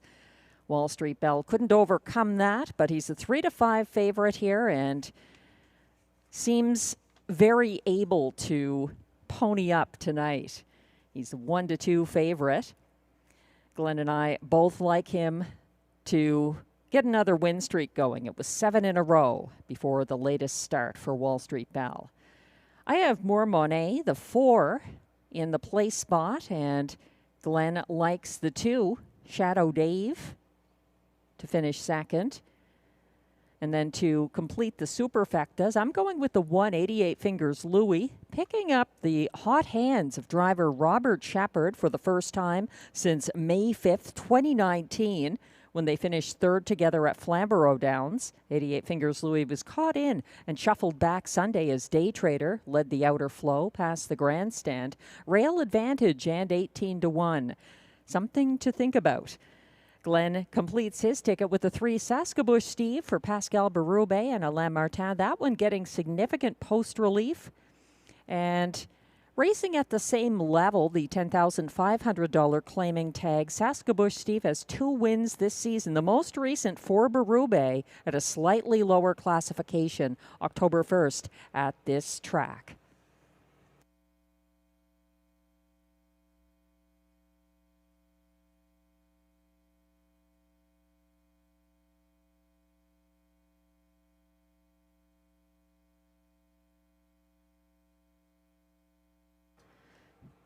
The only changes in race 5 are a couple of bridle changes. On the 5, Dragons Better, racing for Wayne Catherwood and Stéphane Pouliot. Dragons Better is going blinkers to blind bridle and also adding a Murphy blind left.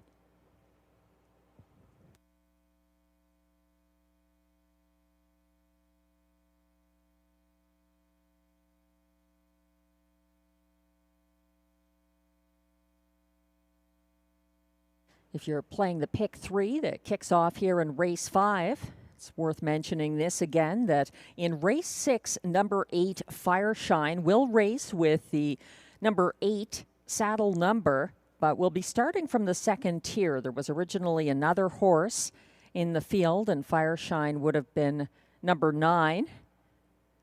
That horse is not in the final field, so although starting with the number 8, she will start from the trailing post in race 6. Race 6 also kicks off the one and only pick 5 tonight.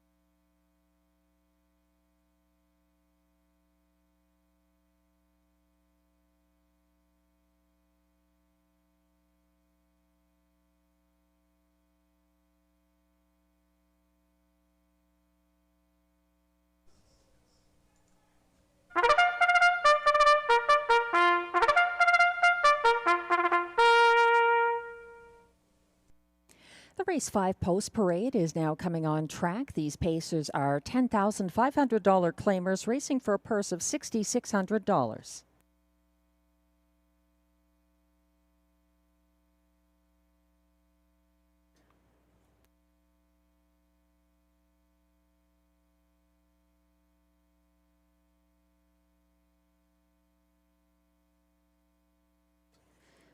Leading the post parade, number 1 is 88 Fingers Louie, owned and trained by Sharon Christie of South Mountain, Ontario. Robert Shepard drives.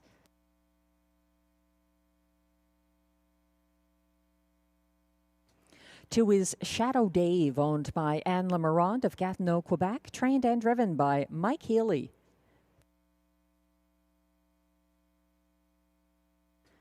3 is Saskabush Steve, owned by trainer Alain Martin of Gatineau, Quebec. Pascal Berube drives.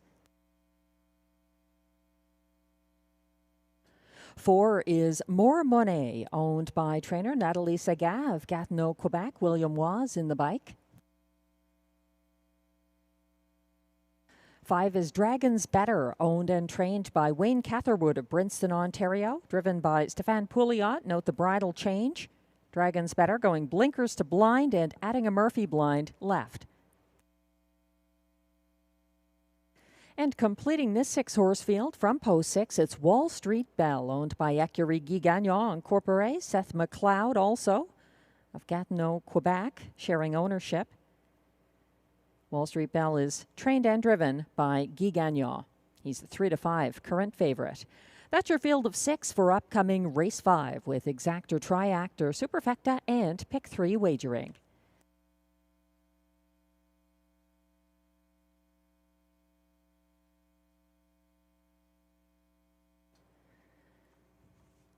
Glenn Pearson and myself are both on board with the current 3-5 public choice. Number 6, Wall Street Belle, who had the 8-hole in his most recent start here and gets considerable post relief. Post 6, not a bad spot at all at Rideau Carleton.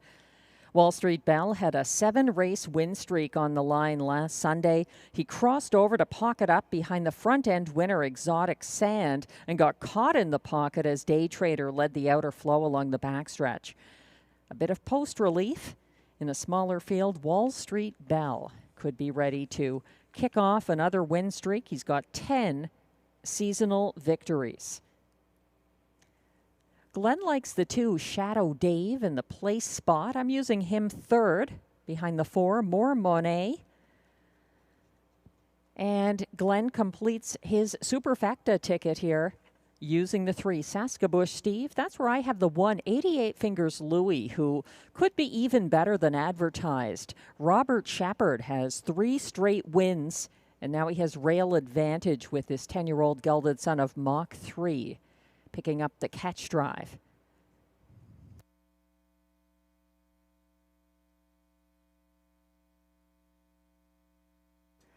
Thanks for the text message, Glenn.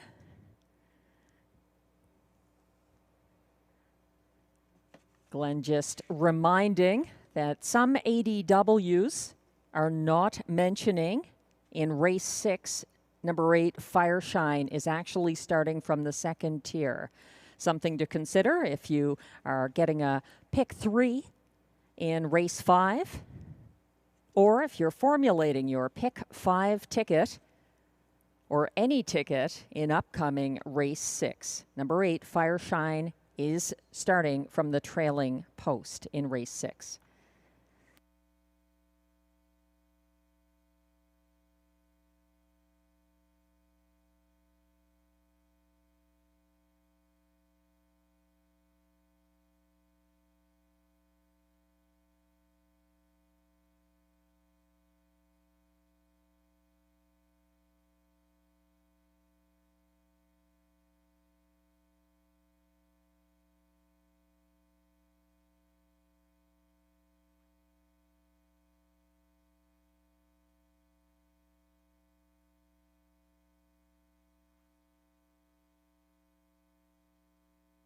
Got a text from John McMillan as well. You'll have to Give me another text, John. It's post time for race 5. Field is lining up in front of the Rideau Grandstand. 1 is 88 Fingers Louie for Robert Shepard. 2, Shadow Dave, Mike Healy. 3, Saskabush Steve, Pascal Berube. 4, More Monet for William Waugh. 5, Dragons Better, Stéphane Pouliot. And on the outside, the 3 to 5 current favorite, number 6, Wall Street Belle for Guy Gagnon. They're on the turn.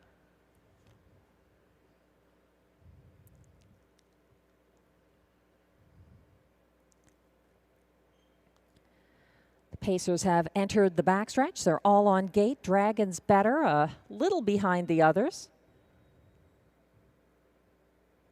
They're off and pacing and leaving mid-pack. Saskabush Steve wants a piece of the action. So does Wall Street Belle, who is trying to cross over from the outside, and he's sticking ahead in front of the fast-leaving Saskabush Steve. They're mixing it up on the first turn, but making his way to the lead for Guy Gagnon. Wall Street Belle is fighting on before the opening quarter. That puts Saskabush Steve into the pocket as they reach that point in a sharp 27-1, leading down the stretch by just a length. It's Wall Street Belle sitting the pocket. Saskabush Steve from third. That's More Monet first over now, advancing into fourth. Shadow Dave underway early and flushing out More Monet, who now moves first over from third, providing cover to Shadow Dave. Second over fourth, outside of 88 Fingers Louie, caught in fifth, trailing the field and now entering the outer flow. Third over from last, Dragons Better is gapping and thinking better as he drops back. Past the half, 58 flat, and the leader is Wall Street Belle, facing the first over pressure now from More Monet, who's alongside the sulky as Wall Street Belle fights on and issues the parking ticket. Caught in third along the pylon, Saskabush Steve. Second over in fourth and gapping cover, that's Shadow Dave. Trailing the main group is 88 Fingers Louie, and gapping at the back of the field. Something amiss tonight with Dragons Better as they pass three quarters, 1:25-4. The clocking there. Wall Street Belle confronted by a persistent More Monet as they turn for home. Saskabush Steve looking for room up the inside. It's a battle for command that looks to go to More Monet momentarily, fighting back on the inside. Wall Street Belle, it's not enough. More Monet gets the money over Wall Street Belle. Close for show. 88 Fingers Louie and Shadow Dave battle it out. 1:55-3.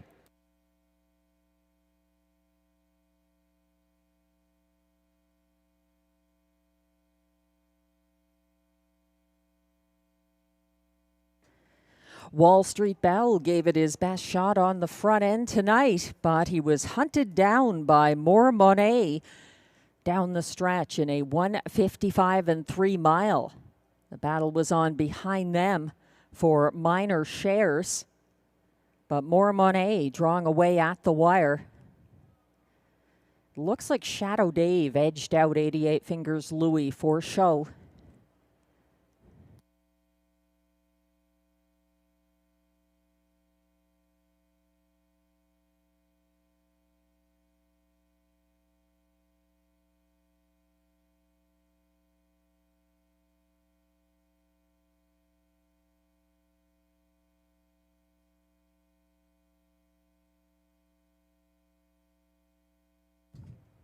And unofficial top four order of finish is now posted for race 5 at odds of 7-2. Number 4, More Monet gets the win. William Waugh's first driving win of the night.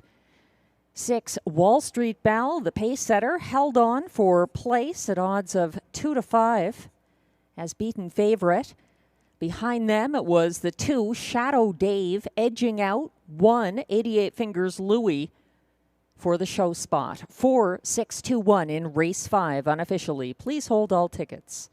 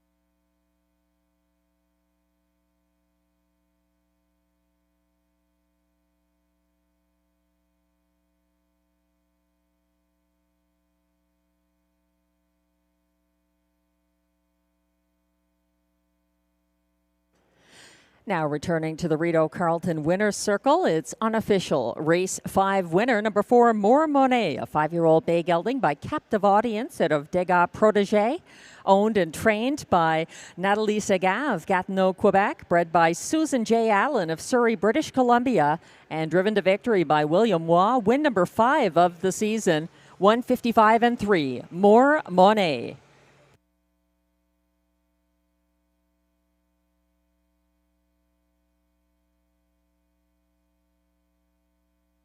Race 5 is now official.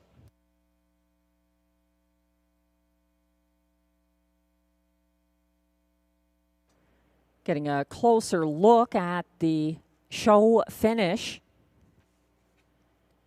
Shadow Dave, number 2, and Mike Healy by a head. Ahead of the 4th place finisher, number 1, 88 Fingers Louie, and Robert Shepard, number 1 on the inside.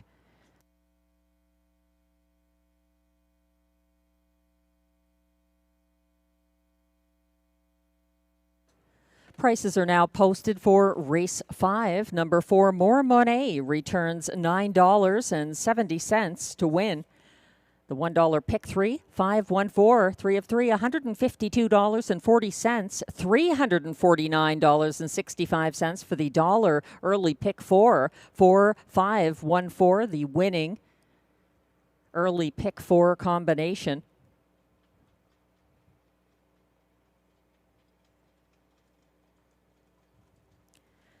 $21.20 for the $2 exactor, $27.20 for the dollar try, $84.95 for the dollar superfecta, 4-6-2-1 in race 5.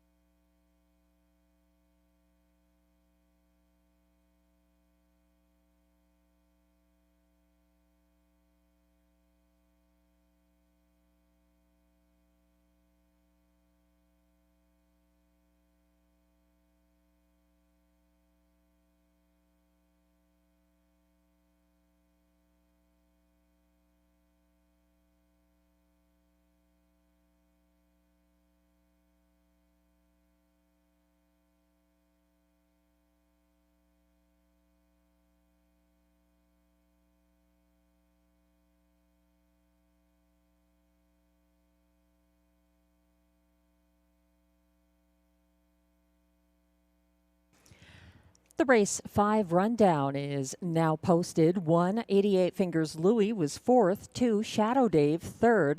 3, Saskabush Steve was 5th. 4, More Monet, the race winner for William Waugh. 5, Dragons Better was 6th. And 6, Wall Street Belle was 2nd as beaten 2-5 favorite. From the top down, your program should read 4-3-5-1-6-2. The fractions 27-1, 58 flat, 125-4, 155-3. More Monet.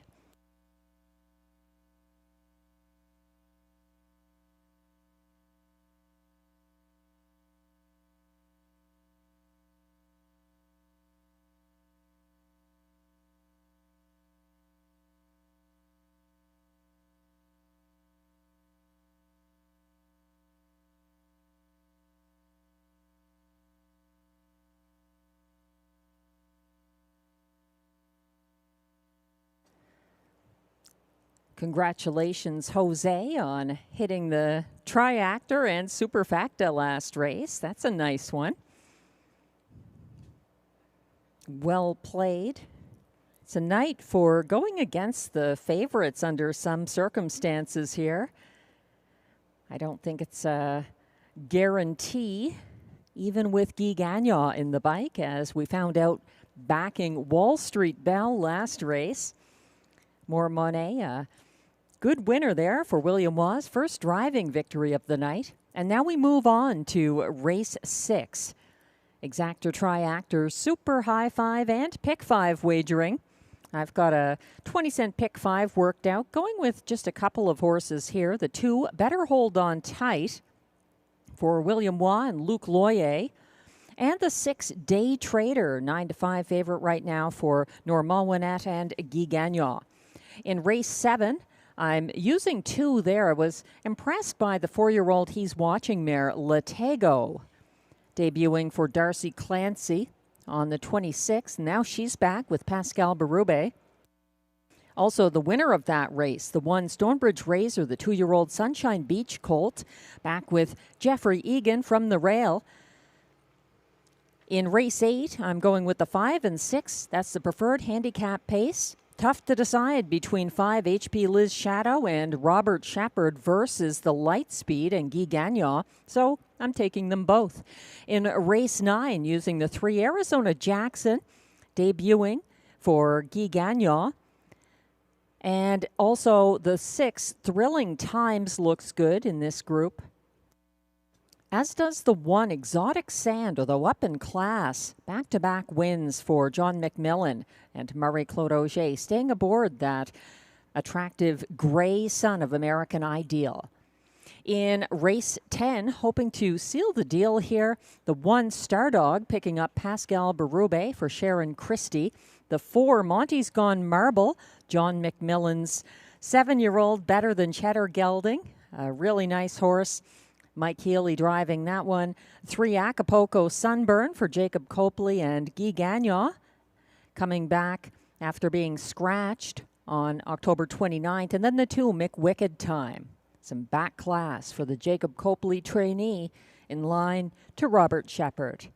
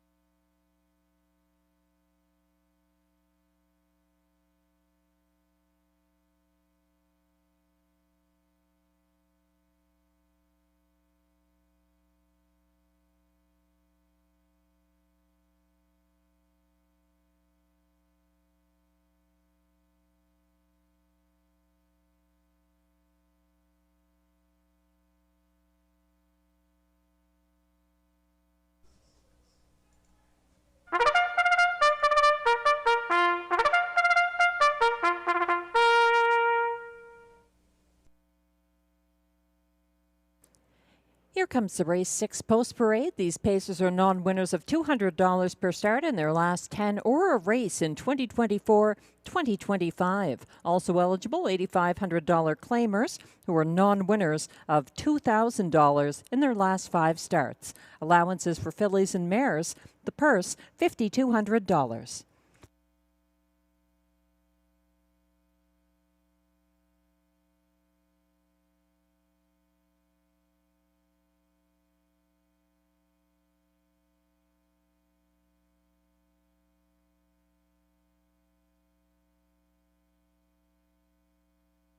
Number 1 is Dr. Mickey, owned and trained by Paula Framboise of L'Ange Gardienne, Quebec. Marie-Claude Auger drives. 2 is Better Hold On Tight, owned and trained by Luc Loyer of Gatineau, Quebec. William Wa's in the bike. 3 is Sea Laird, co-owned by trainer-driver Darcy Clancy of Odessa, Ontario, with Raymond Alport of Kingston, Ontario. 4 is Kinder Dirty Diana, owned by trainer Jean-Guy Pepin and Nicole Pepin, both of L'Avenir, Quebec. Mike Healy drives.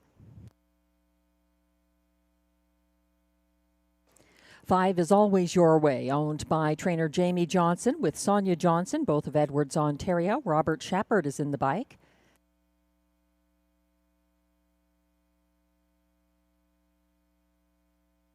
6 is Day Trader, the current 7-5 favorite, owned by Mathieu Senet-Winnett and trainer Normand Winnett, both of Quebec. Guy Gagnon drives.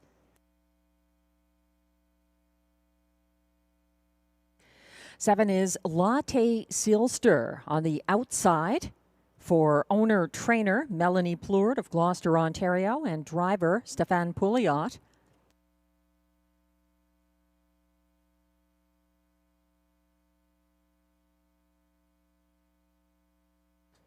And with number 8, but the trailing post position, Fireshine, owned and trained by Gerard Vaillancourt of Kemptville, Ontario. Pascal Berube drives. That's your field of 8 pacers for upcoming race 6. No changes other than Fireshine starting from the 2nd tier. There's Exactor, Triactor, High 5, and Pick 5 wagering. Good luck.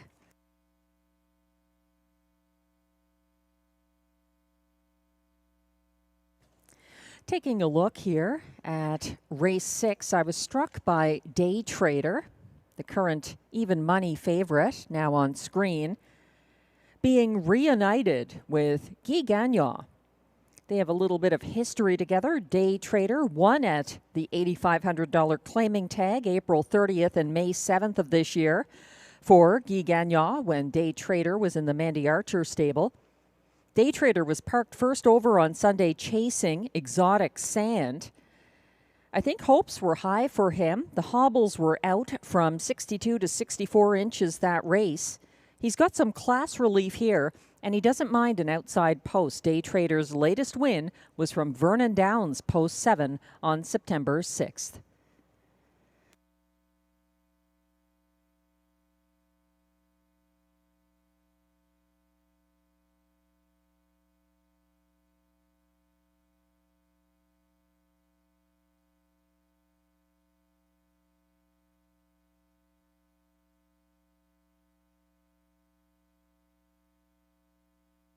Glenn Pearson is going with the 2 here, Better Hold On Tight, who broke in the shadow of the wire on October 22nd and nearly caught the winner, Exotic Sand, in his debut.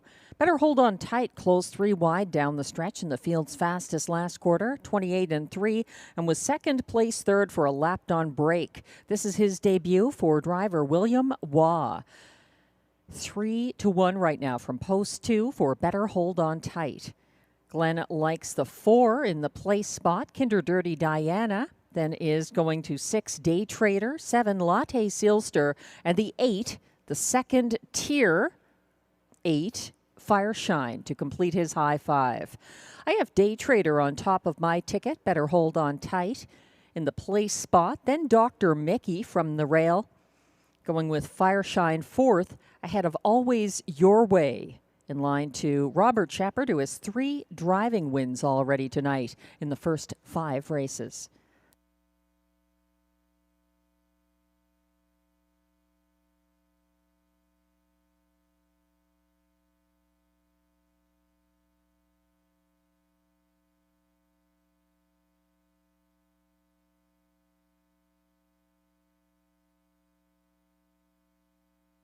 Starter has called the field for race 6. Take note, this is our only pick 5 sequence of the night.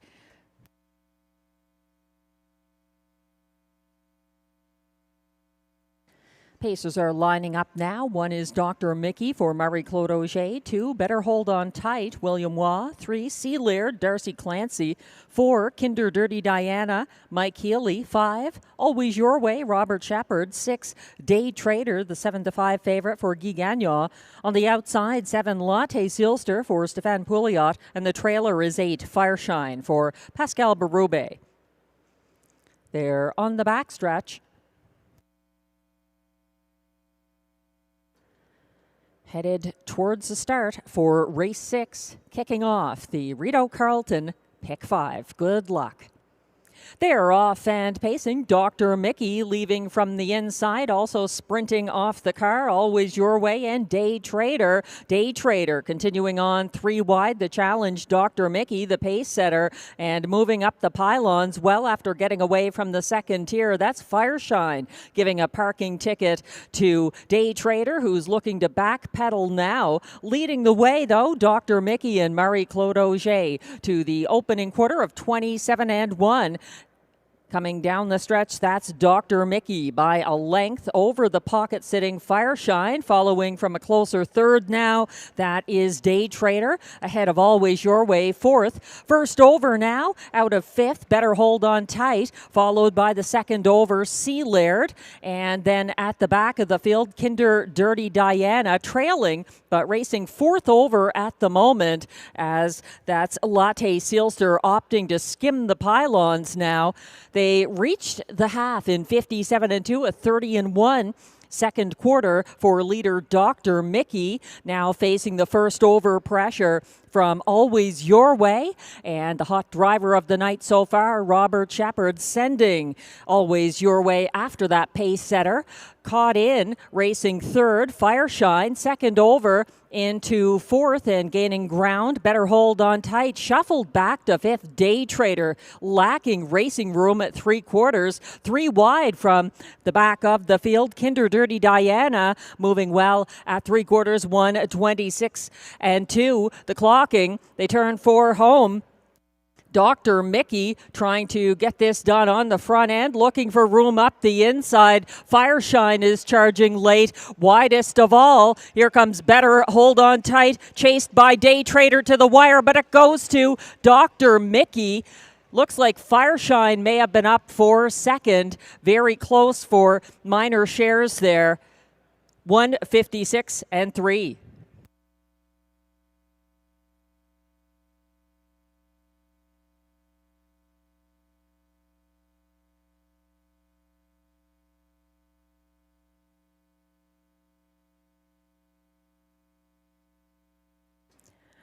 Dr. Mickey on the front end throughout the mile, parking Day Trader early and holding off the first over bid from Always Your Way. It was very close to the wire. It looks like Dr. Mickey holding on very close. Throw a blanket over them after that. 1:56-3.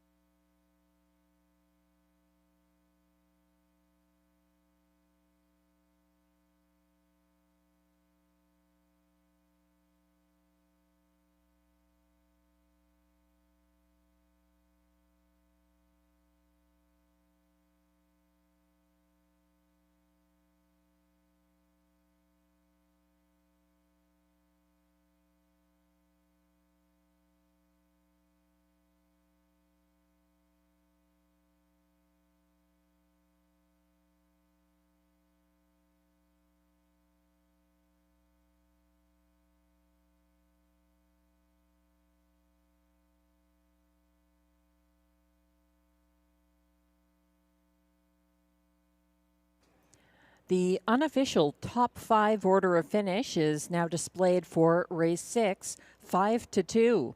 Number 1, Dr. Mickey gets the win for Marie-Claude Auger. Over 2, Better Hold On Tight, second. Number 8, Fireshine was third, ahead of 7-5 beaten favorite. Number 6, Day Trader, fourth. And completing the high 5, number 5, Always Your Way. 1, 2, 8, 6, 5 in race 6 unofficially. Please hold all tickets.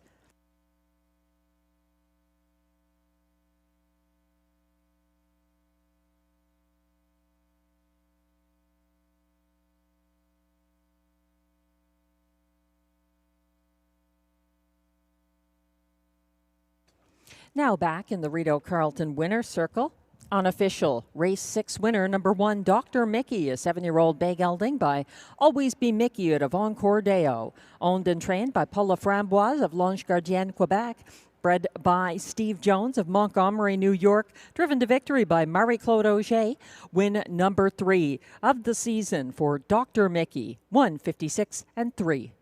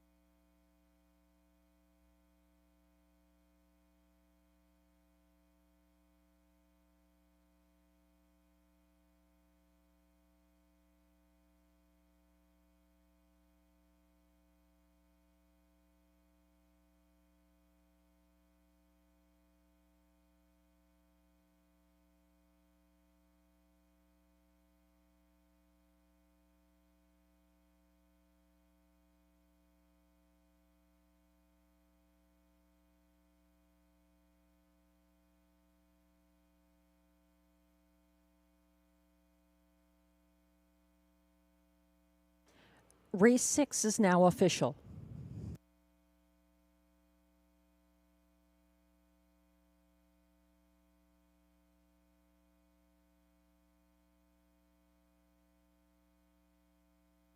Prices are posted for race 6, where number 1, Dr. Mickey, returns $7 to win. The $2 1-2 exactor, $33.20. $96.90 for the dollar try, 128. $158.42 for the 20-cent super high five, 128.65.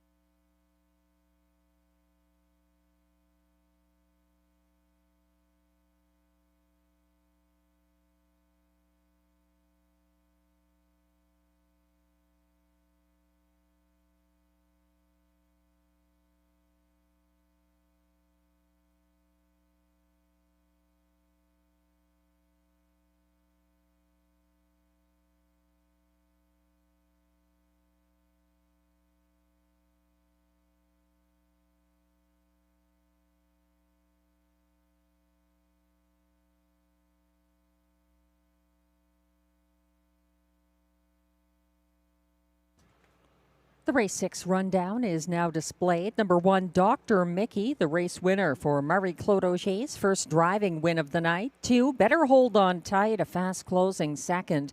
3, Sealaird was 6. 4, Kinder Dirty Diana, 7th. 5, Always Your Way, 5th. 7-5 favorite number 6, Day Trader was 4th. 7, Latte Silster finished 8th. And 8, Fire Shine, starting from the second tier, closed for show. From the top down, your program should read 1, 2, 6, 7, 5, 4, 8, 3. The fractions 27 and 1, 57 and 2, 126 and 2, 156 and 3 for Dr. Mickey.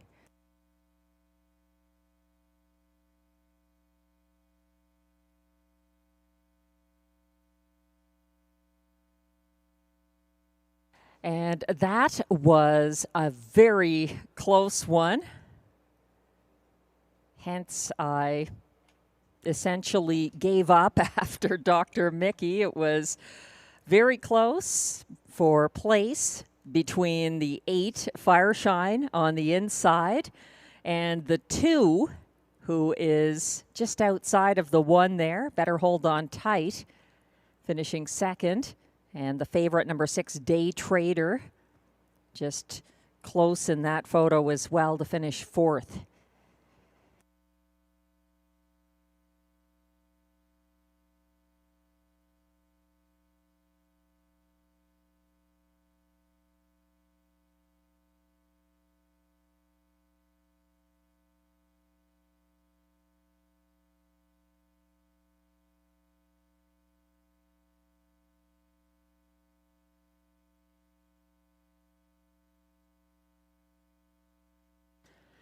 Race 7 is coming up next, and lots of people probably moving on in the pick 5 after the 5-2 winner. Dr. Mickey got the job done. He was one of my top 3 there. Got very close at the finish, but he got the win. Moving on, though, race 7 offers our late pick 4, and I'm going to use 2 here. The 4, Latago, and the 1, Stonebridge Razor, a maiden winner in his latest start. The 5, HP Liz Shadow, and 6, the Lightspeed, nearly inseparable in their latest matchup. I'm using them both in race 8, the preferred handicap pace. In race 9, going 3 deep there with Arizona Jackson, Thrilling Times, and Exotic Sand. And I think there could be a long shot in race 10. I'm using the 1, Stardog, as well as the 4, Monty's Gone Marble, the 3, Acapulco Sunburn, and the 2, McWicked Time. That's a 20-cent late pick 4 starting here that cost $9.60.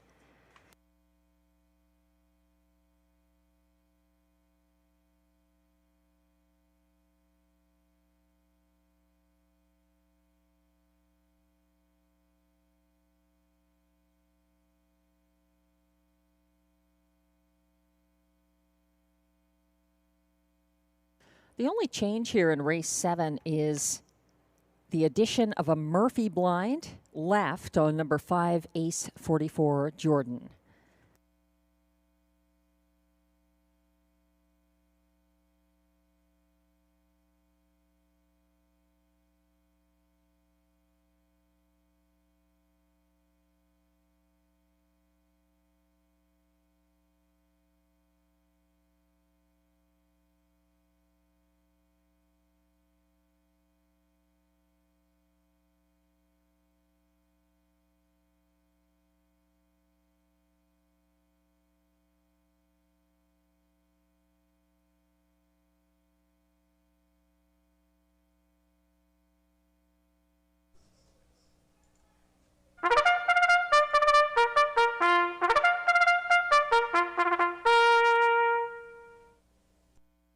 Here comes the post parade for race 7. These pacers are non-winners of $3,500 lifetime, with non-winners of a race allowed $1,500. The purse is $5,400.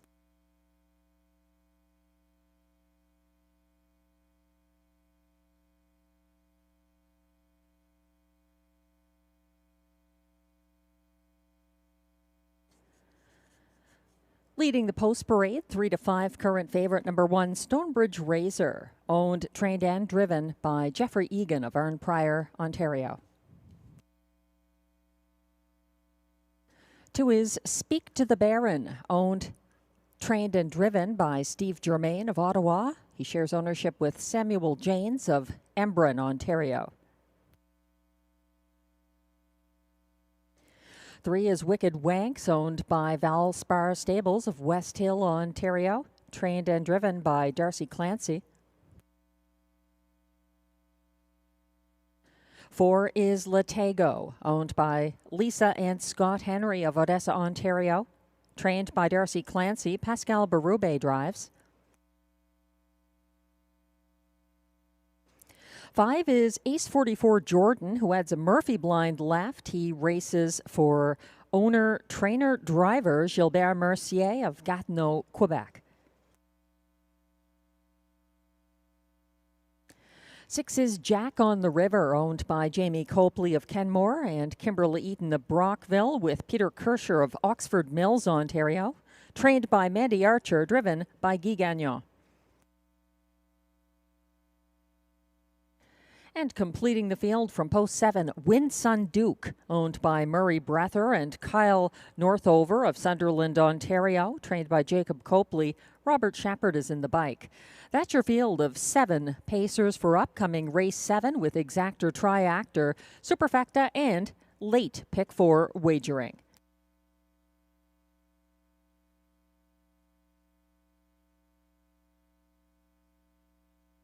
Getting a little spicy out there. The 1, Stonebridge Razor, the current 3 to 5 favorite. Settling down now for owner, trainer, driver Jeff Egan, who was in the bike for his maiden win. Starting from the 2nd tier last Sunday, Stonebridge Razor followed the pace-setting Big Art Fallon from 3rd and was flushed out. Approaching the half, he pressed the pace along the backstretch and drew away in deep stretch, closing in the field's fastest last quarter of 29 and 4. He's feeling good out there tonight, the 2-year-old Sunshine Beach Colt. Stonebridge Razor, 2 to 5.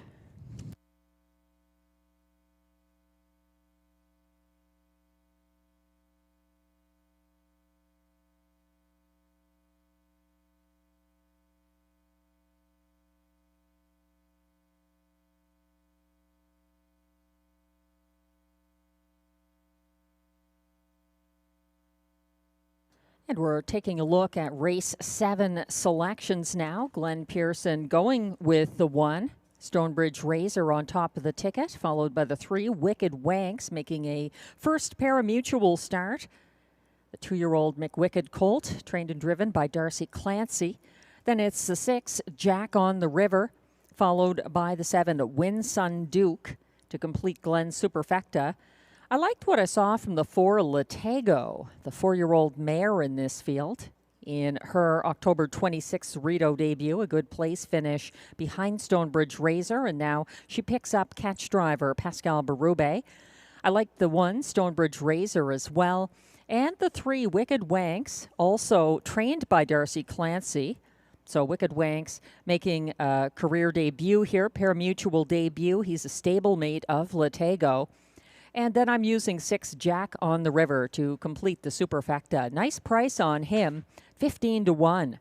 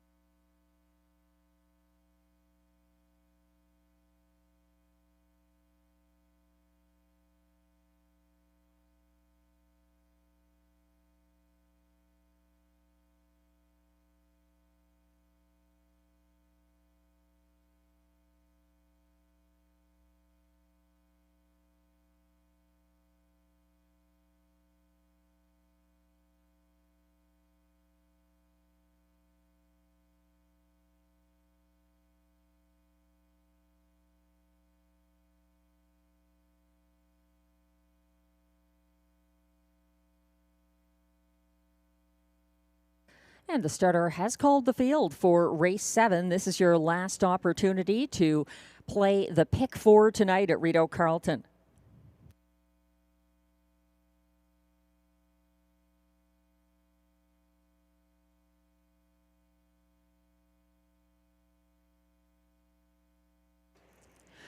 One is Stonebridge Razor for Jeff Egan. 2 is Speak to the Baron, Steve Germain. 3 is Wicked Wanks, Darcy Clancy. 4, Latigo, for Pascal Berube. 5, Ace 44 Jordan, Gilbert Mercier. 6, Jack on the River, Guy Gagnon. And 7, Win Sun Duke, Robert Shepard. The field is coming off the turn onto the Rideau backstretch.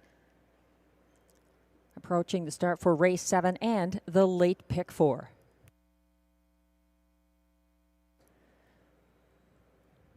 They're off and pacing. Win Sun Duke a little behind the others, and Stonebridge Razor straight to the front for Jeff Egan. First over into second early, that's Wicked Wanks and Darcy Clancy. Following from single file third, Speak to the Baron, and a couple of lengths behind that one.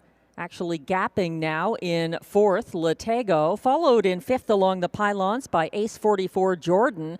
Caught wide near the back of the field, Win Sun Duke already underway. They pass the opening quarter in 28 and 1. And up front, it's Stonebridge Razor putting in the early legwork. Here comes Latego. Wow, look at her go. Right alongside, sticking ahead in front now. Following from third along the pylon, Speak to the Baron. Second over into fourth now. That's Win Sun Duke, who's gapping cover, approaching the half. Caught in now, fifth along the pylons, Wicked Wanks to his outside. Jack on the River, advancing third over from second last and trailing. That's Ace 44 Jordan, 58 and 1 to the half, and still leading the way. It's Stonebridge Razor, who's keeping about a length and a quarter ahead of the pocket sitter Latego. But here's a first over move. Win Sun Duke and Robert Shepard drawing alongside the leader now. And those two opening up over Latego at 3/4, 127 and 3. Win Sun Duke continues to press the pace, but Stonebridge Razor isn't backing down either, and Latego is also charging late. She's looking for room up the pylons as they turn for home. Stonebridge Razor with a razor-thin lead as Latego continues gaining up the inside, and Win Sun Duke backs down on the outside. It's going to be Stonebridge Razor once again by a length and a half over Latego, Win Sun Duke, and Wicked Wanks, 158 flat.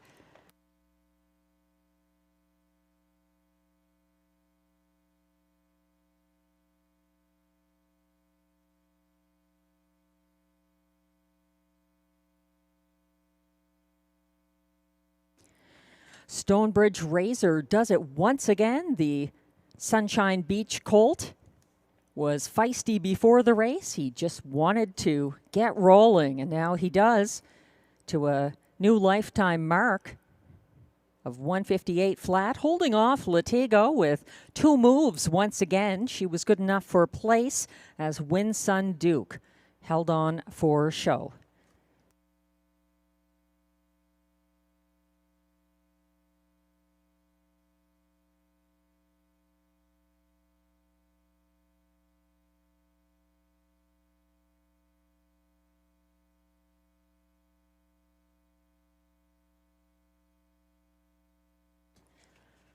Unofficial results are now posted for the top 4 finishers in race 7. 2 to 5 favorite number 1, Stonebridge Razor, gets second consecutive victory for Jeff Egan.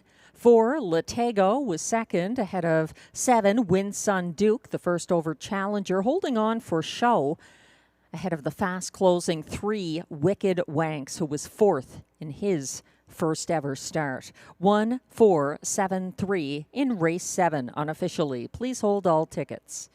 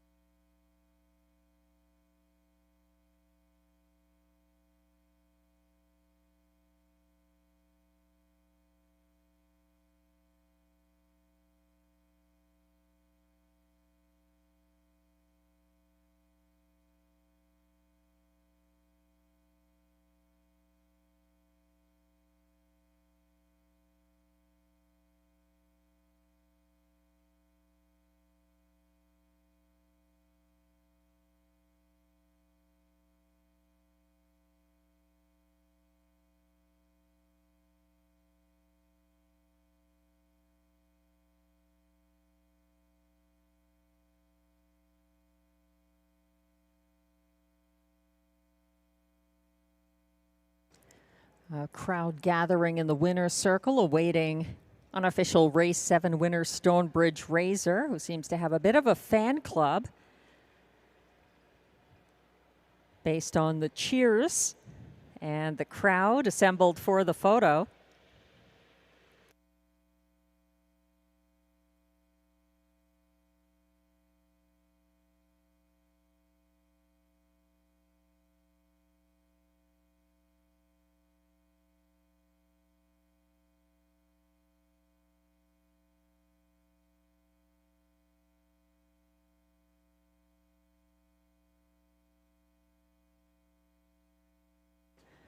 Now, stepping into the Rideau Carleton winner's circle, it's official race 7 winner, number 1, Stonebridge Razor, a 2-year-old bay colt by Sunshine Beach out of Odds on Magic. Owned, trained, and driven to victory by Jeff Egan of Arnprior, Ontario. Bred by Stonebridge Farm Limited of London, Ontario. That's the 2nd consecutive win for Stonebridge Razor, who takes a new lifetime mark of 158 flat in his 4th career start. Congratulations to Jeff Egan and Stonebridge Razor.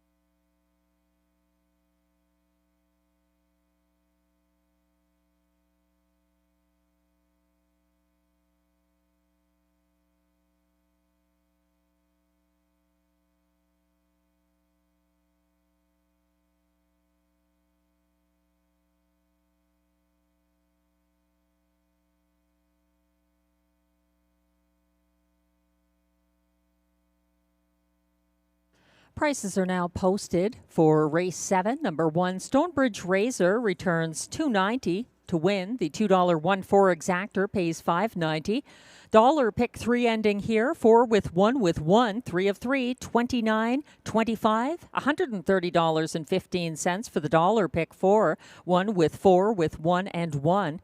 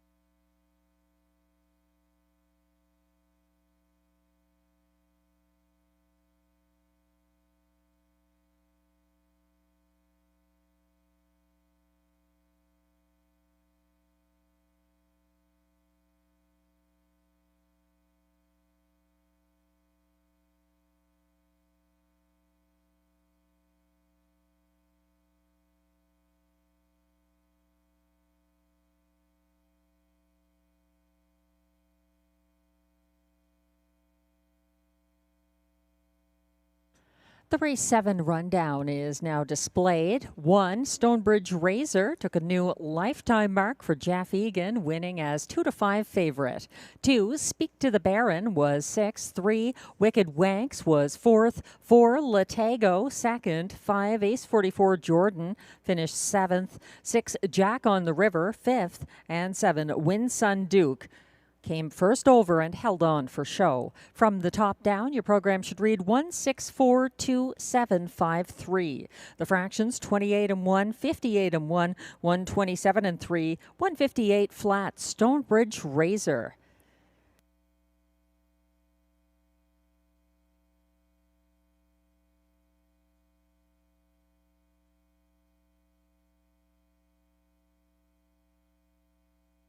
Moving on to race 8 now, the preferred handicap pace with exactor, triactor, superfecta, and late pick 3 wagering. There were no changes in the last 3 races. And Glenn and I see it close, but not identically here. I am going with the 5, HP Liz Shadow, over the Lightspeed. Then I have JJ Xavier in the show spot and Bet Showoff to complete my superfecta on the class hike. Glenn thinks the Lightspeed can get the win again. He edged out HP Liz Shadow on October 26th at this level. HP Liz Shadow, a natural choice for place. And then going to JJ Xavier again in the show spot ahead of 4, I Am a Rocket to complete the superfecta. Right now, the betting favorite is 6, the Lightspeed, the reigning Rideau Horse of the Year with 13 seasonal victories. He lowered his lifetime mark this season at age 7 to 150 and 3 at his home track, Rideau Carleton, the Lightspeed.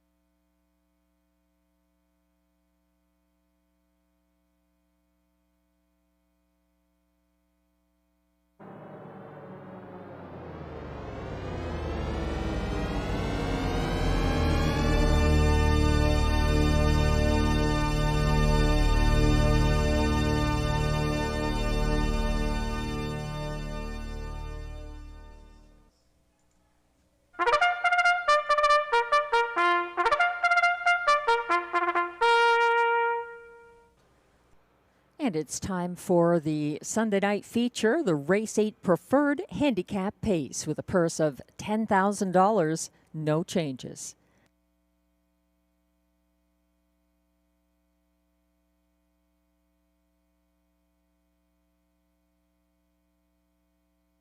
One is Bet's Show Off, owned by Jermaine Brazeau of Osgood, Ontario. Trained by Stéphane Pouliot, Pascal Berube drives.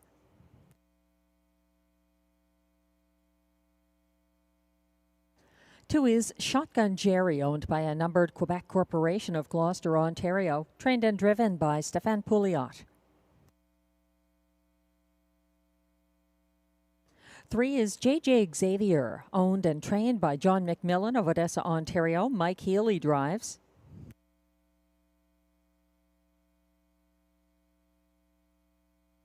Four is I Am a Rocket, owned by Louise Ricard of Gatineau, Quebec, trained by Guy Gagnon. Marie-Claude Auger drives. Five is the current 4-5 favorite HP Liz Shadow, owned by Imagine Stable of Lange-Gardienne, Quebec, trained by Jacob Copley, driven by Robert Shepard. And completing the field from post 6, the Lightspeed, owned by Michel Nolette of Princeville, Quebec, trained and driven by Guy Gagnon. That's your field of 6 preferred pacers coming up in race 8. Exactor, Triactor, Superfecta, and late pick 3 wagering available. We're getting a look at the 5 HP Liz Shadow, the current 3-5 favorite. He missed by a head on Sunday, closing from the statistically toughest assigned post position. There have only been 9 winning pacers from Rideau post 8 this meet. So he just missed. Now, a much better post position, post 5 for HP Liz Shadow. He never saw the pylons in his last race. It was an overland trip behind the Lightspeed. He closed in the field's fastest last quarter of 28 and 3 and just missed. I like him quite a bit here. 2-5 on number 5, HP Liz Shadow. You can never count out the Lightspeed, though. He's 2-1 from post 6. He got away single file 6th from assigned post 7 last Sunday and tipped second over near the quarter pole to chase the cover of PL Aussie. The Lightspeed pressed the pace along the backstretch, drew ahead on the final turn, and needed the wire for the win over HP Liz Shadow. That's why it's so difficult to choose between them. They were game battling right to the wire, and Glenn is going with the Lightspeed. I am going with HP Liz Shadow, who gets more dramatic post relief here. Also, Robert Shepard having quite a night with 3 driving wins so far on the card. Both of us like the 3 JJ Xavier in the show spot. He battled Control the Power and Shotgun Jerry off the gate last Sunday and stepped out second over in front of the grandstand to follow the cover of the Lightspeed closely. He was circled on the final turn, though, by HP Liz Shadow. But he's a player at this level, and he's 9-1 from post 3, JJ Xavier. Glenn likes the 4, I Am a Rocket, to complete the superfecta. I'm going to the 1 Bet Show Off. Bit of a long shot, 20-1. He paced his fastest individual mile of the year, October 22nd, in a place finish behind Day Delight, a 1:52.4 individual mile. That was over a good surface with a 1-second variant. So Bet's Show Off is a good fit here in spite of moving up in class. He pocketed up and missed by a head in that most recent start. This is his debut for Pascal Berube at 20-1 from the rail. Bet's Show Off. I Am a Rocket was a winner at this level from the same post on the front end, October 12th, for Marie-Claude Auger, getting the jump on the rest of the field and holding them off by 4.5 lengths. That strategy could go into play again here, but 8-1. The betting public isn't a believer in it tonight.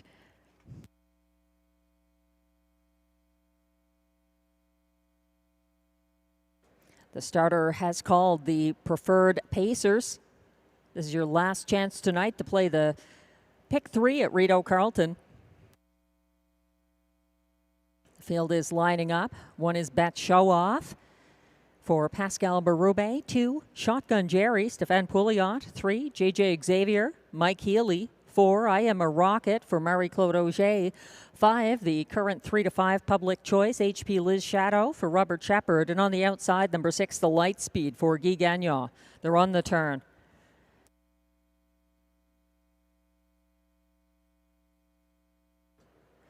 Field is on the backstretch. Bets show off, gapping slightly.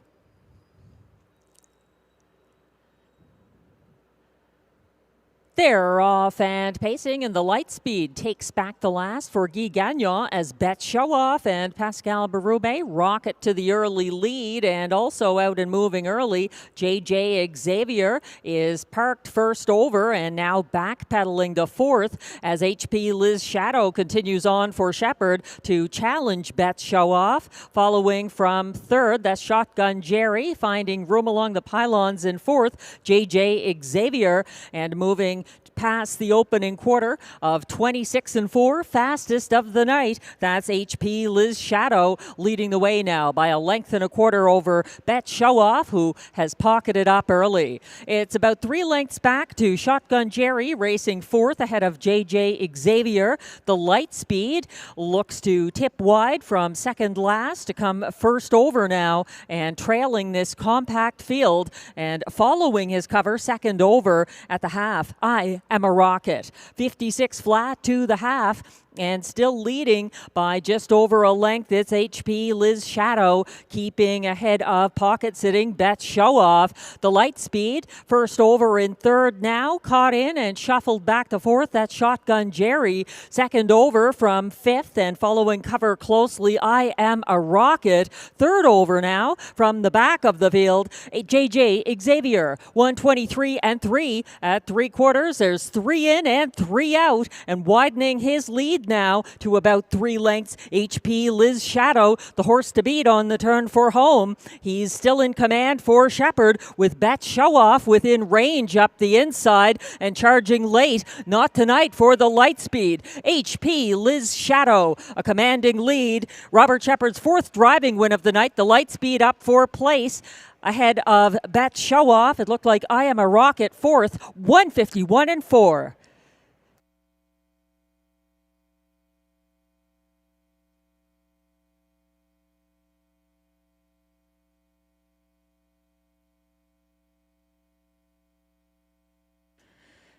HP Liz Shadow, simply brilliant tonight. 151-4 for win number 8 of the season. The Lightspeed was all out, closing for place ahead of Bet Show Off. Very strong on the class hike to the preferred level in this 151-4 mile.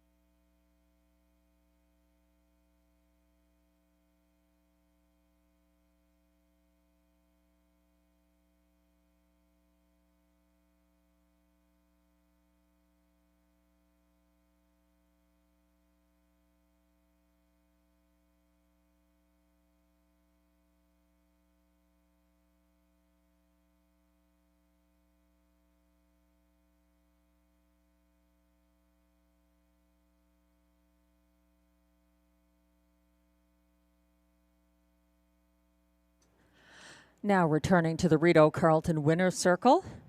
Unofficial Race 8 winner and 1-5 favorite. Number 5, HP Liz Shadow, a 6-year-old brown gelding by Shadow Play out of Lisabella, owned by Imagine Stable, L'Ange Gardien, Quebec, bred by Claude Amel, Ayers-Cliff, Quebec.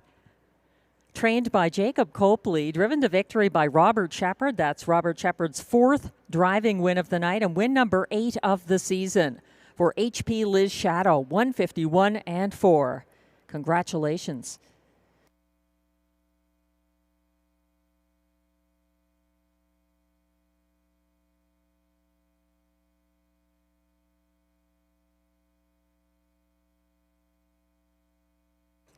Race 8 is now official.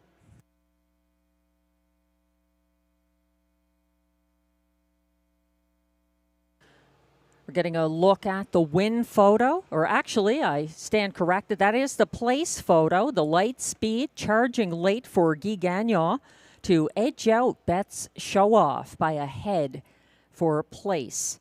Betts Show Off, a strong debut at the preferred level for Pascal Berube. 24-1.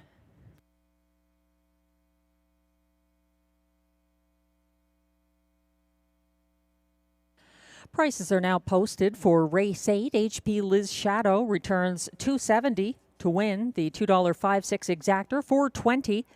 $16.35 for the dollar triactor, $561. And the dollar superfecta, $5614, returns $68.65.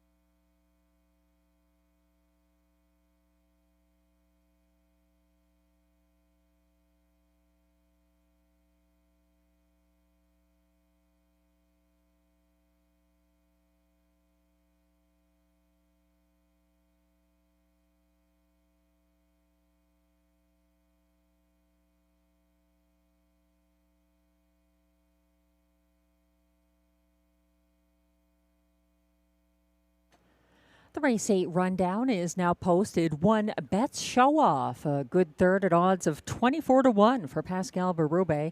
2, Shotgun Jerry was 5th. 3, JJ Xavier 6th. 4, I Am a Rocket late on the scene, finishing 4th. 1-5 favorite number 5, HP Liz Shadow rewards Robert Shepard with a 4th driving victory of the night. And 6, the Light Speed was a fast closing second. From the top down, your program should read 3, 5, 6, 4, 1, 2. The fractions 26 and 4, 56 flat, 123 and 3, 151 and 4 for HP Liz Shadow.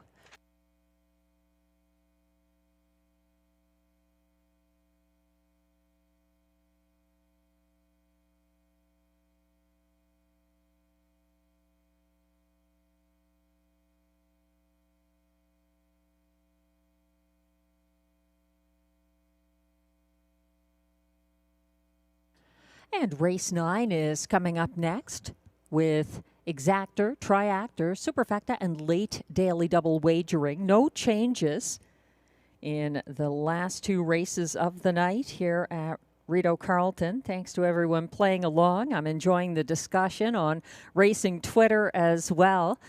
Lots of opinions about the preferred. Moving on now to race 9. Glenn likes the 1-9 current favorite, Exotic Sand, for Marie-Claude Auger and John McMillan. Undefeated in his 2 Rideau starts since coming here from Yonkers to race on October 22nd. I'm trying the 3 Arizona Jackson on the driver change and class relief. The Cara Stacey trainee in line 2, Guy Gagnon tonight. Just 2 wins this season, but he's made his way up and down the class ladder a few times, so 8-1. I like that price. Glenn has Arizona Jackson second. That's where I have the 6 Thrilling Times. 25-1 is kind of surprising for the 2-1 morning line Thrilling Times. I have Exotic Sand third. That's where Glenn has the 5 Springbridge Gym for Andrew Moore and Robert Shepard, who teamed up for a win earlier with Margot's Got the Cargo. Glenn completes his superfecta with the 6 Thrilling Times, and that's where I have the 2 Time to Dancing for Stéphane Pouliot. That one getting some post and class relief here.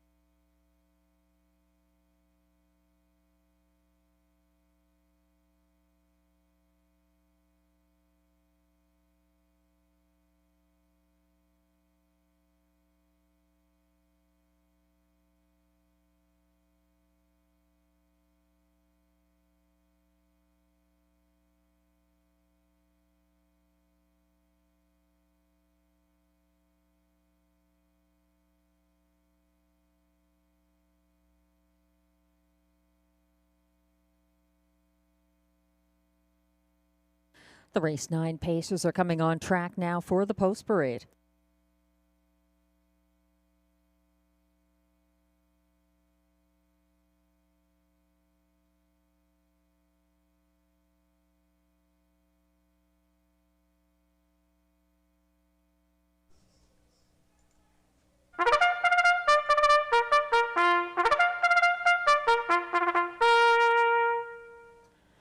Here comes the post parade for race 9 on the pace. They are non-winners of $3,500 in their last 5 starts, also eligible.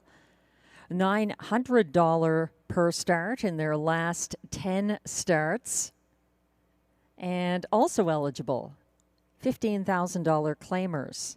Allowances for fillies and mares. The purse, $7,000.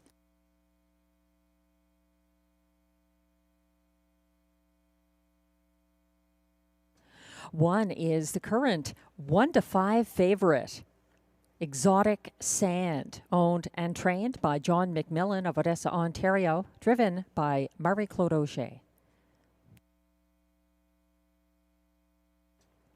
2 is Time to Dancing, owned by a numbered Quebec corporation of Gloucester, Ontario, trained and driven by Stéphane Pouliot.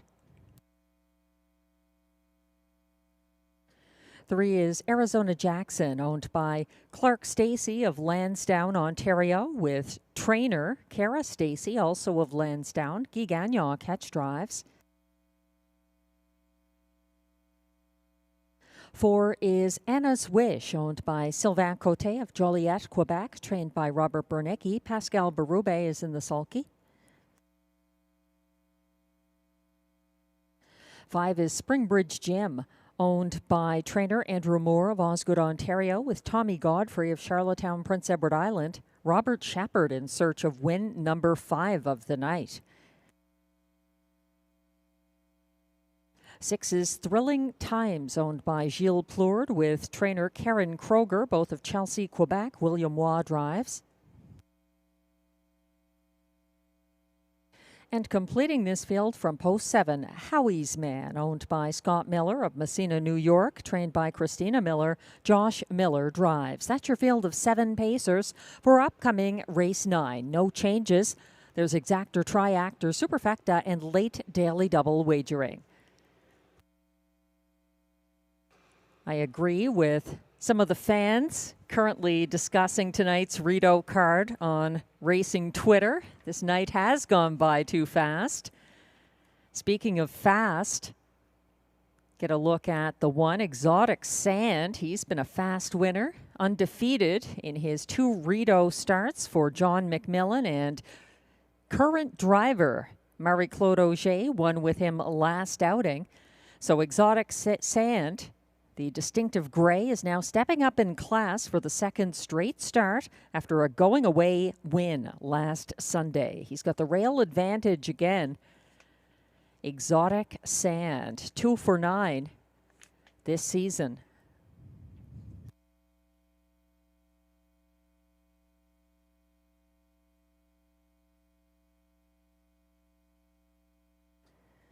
Glenn Pearson putting Exotic Sand on top of his ticket. He likes Arizona Jackson second, though. That's who I put on top. 5-1, a nice price for Arizona Jackson, who won first over at a similar classification on August 24th at odds of 15-1. He's got significant class relief here.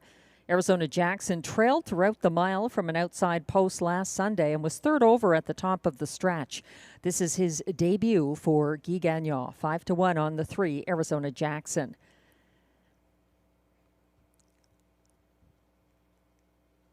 The 6 Thrilling Times is my second choice and 4th in Glenn's ticket. Thrilling Times raced 3rd along the pylons behind Love My Rockin' Bird before the quarter on Sunday. He pressed the pace first over to the half, battling Acapulco Sunburn, made front in the stretch, and held off Vino Louis and Love My Rockin' Bird. So Thrilling Times with the win by 3/4 of a length in 154 flat, and this is his subsequent start. So he's racing at the same level and somewhat overlooked at 9-1 right now.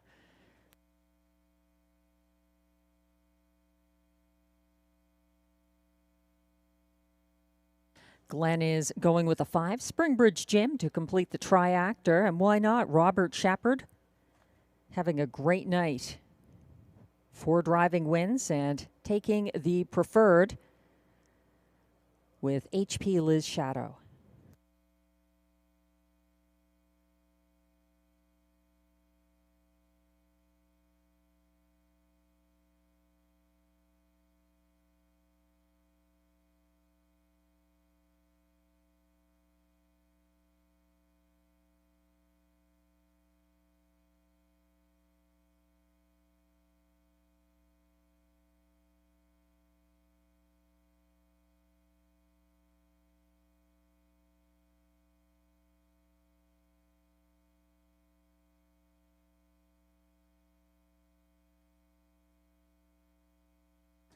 Starter has called the field for race 9.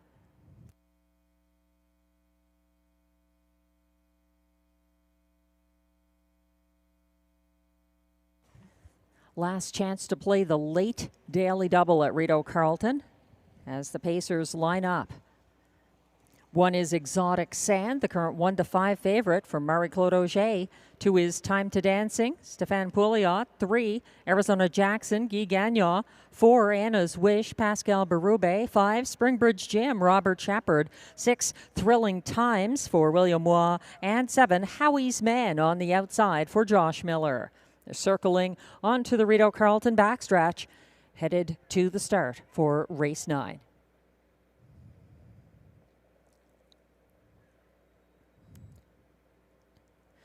They're off and pacing and leaving from the center of the pack. Arizona Jackson underway, and to his inside, that's Exotic Sand, also with a strong start, following from single file third, Time to Dancing, and gapping slightly behind him, racing fourth, that's Anna's Wish. She's just ahead of fifth place. Thrilling Times on the first turn, and at the back of the field is Springbridge Gym and trailer Howie's Man. 26-3, fast first quarter for Arizona Jackson, who's setting the pace for Guy Gagnon, leading by a length and a half now over the pocket sitting Exotic Sand. Racing third, Time to Dancing, single file fourth to Anna's Wish. In fifth, that's Thrilling Times, just ahead of sixth place, Springbridge Gym, still trailing Howie's Man. As they approach the half, it's Arizona Jackson in command, getting there first in 57 seconds flat. He's still keeping about a length and a quarter ahead of the pocket-sitting favorite, Exotic Sand. Gaining ground, first over now into third on the outside. Anna's Wish underway for Berube. Inside with nowhere to go in fourth, Time to Dancing. Second over, fifth on the backstretch, Thrilling Times. Caught in behind that one, second last, Springbridge Gym in a tough spot, trailing the field, Howie's Man, 124 and 2 at 3/4. Arizona Jackson is leading by about 3 lengths now at the top of the stretch, as Exotic Sand is still second and trying to reel him in late. Arizona Jackson confronted by Exotic Sand on the outside. Two great horses battling to the wire. Arizona Jackson on the inside. Exotic Sand coming to him and winning by a neck. Up for show, that might have been Anna's Wish over Thrilling Times, 153 and 4. Exotic Sand, the win streak continues.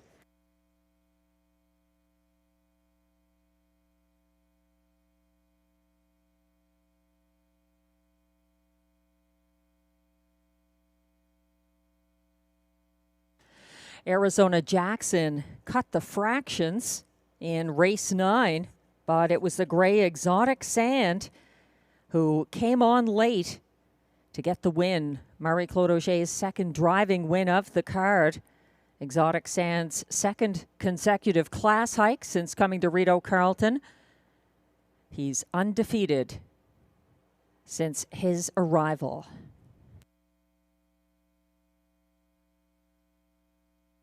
Close for show between Anna's Wish and Thrilling Times in this 153 and 4 mile.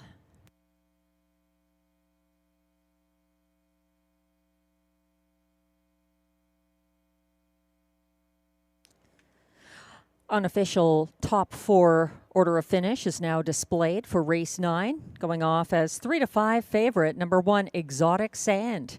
Wins again for Marie-Claude Auger as 3-5 favorite. 3, Arizona Jackson, a close second.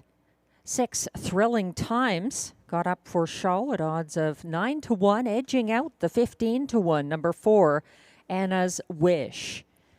1, 3, 6, 4 in race 9 unofficially. Please hold all tickets.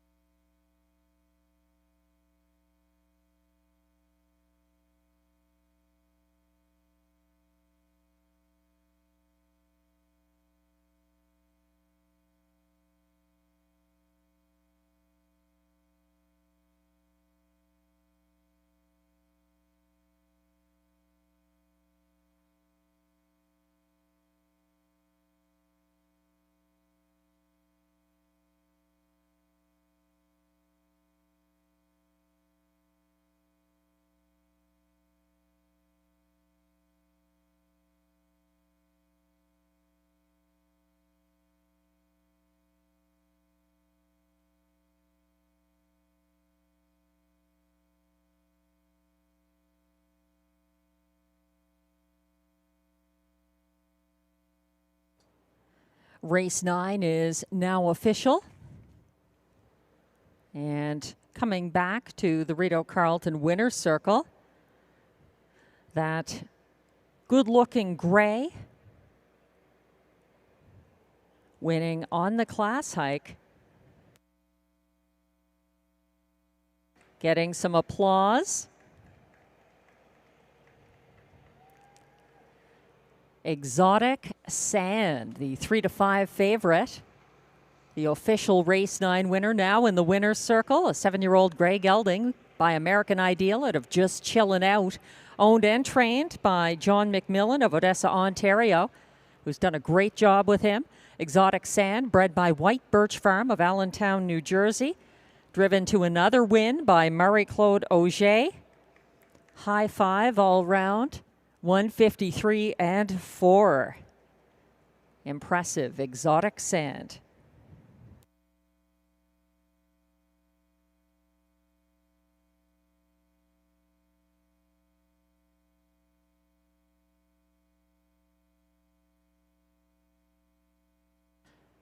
We're looking at the show photo now on screen. That was rather tight, but it was actually the 6 who got up there. Thrilling times, edging out Anna's Wish by about a head to finish 3rd in Race 9.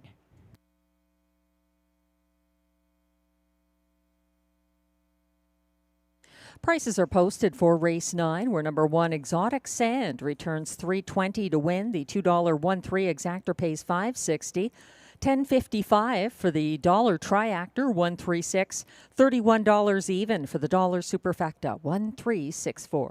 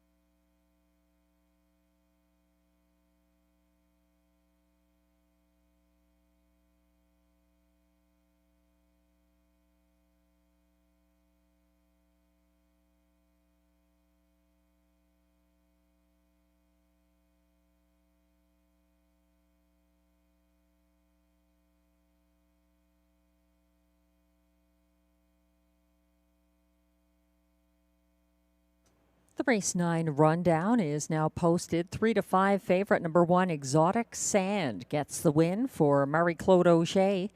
2, Time to Dancing, was 5th. 3, Arizona Jackson, set the pace and held on for place. 4, Anna's Wish, closed well for 4th at odds of 15 to 1. 5, Springbridge Jim was 6th. 6, Thrilling Times got up for show. And 7, Howie's Man was 7th. From the top down, your program should read 1, 5, 2, 4, 6, 3, 7. The fractions 26 and 3, 57 flat, 124 and 2, 153 and 4 for Exotic Sand, undefeated since joining John McMillan at Rideau Carleton.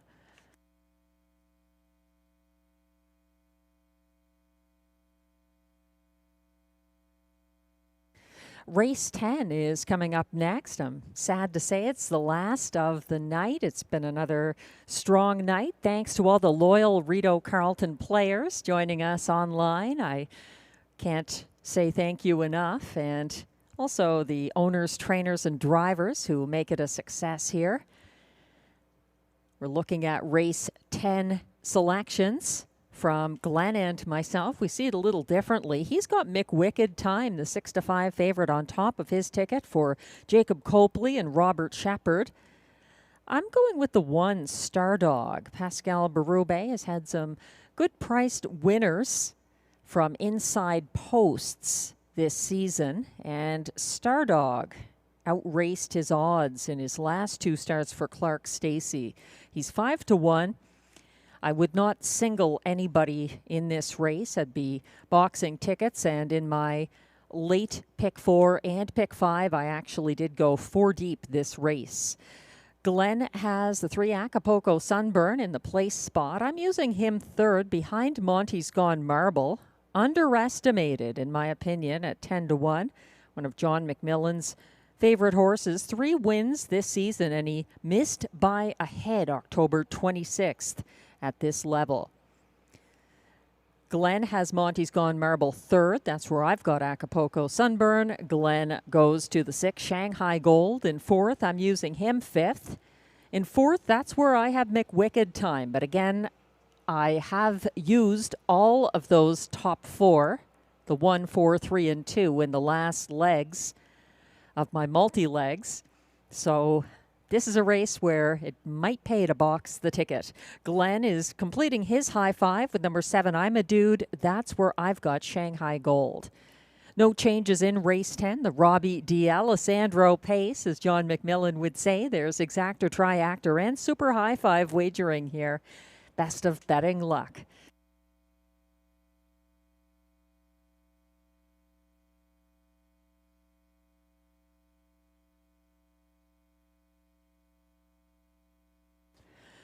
Just a reminder, Rideau Carleton Raceway continues racing on Sundays throughout November, 6:30 p.m. post time, and we'll be racing the next 3 Wednesday evenings, November 5th, 12th, and 19th at 6 p.m.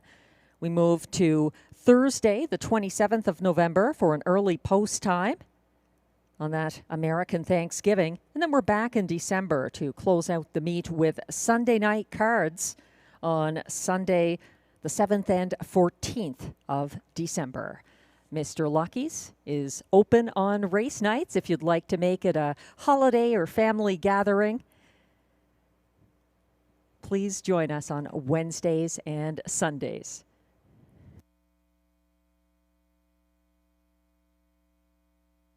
The race 10 pacers are coming on track for the post parade.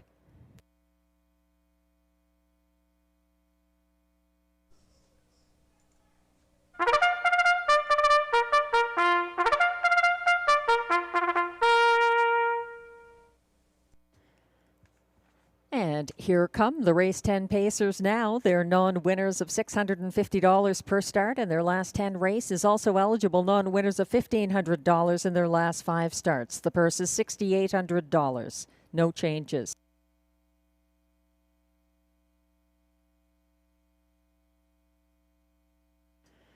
One is Stardog, owned and trained by Sharon Christie of South Mountain, Ontario. Pascal Berube drives.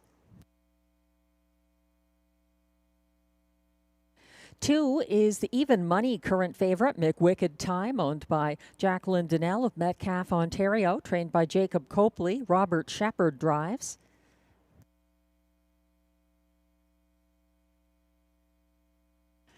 3 is Acapulco Sunburn, owned by Jamie and Jacob Copley of Kenmore, Ontario, with James Copley of Inverness, Nova Scotia, trained by Jacob Copley, driven by Guy Gagnon.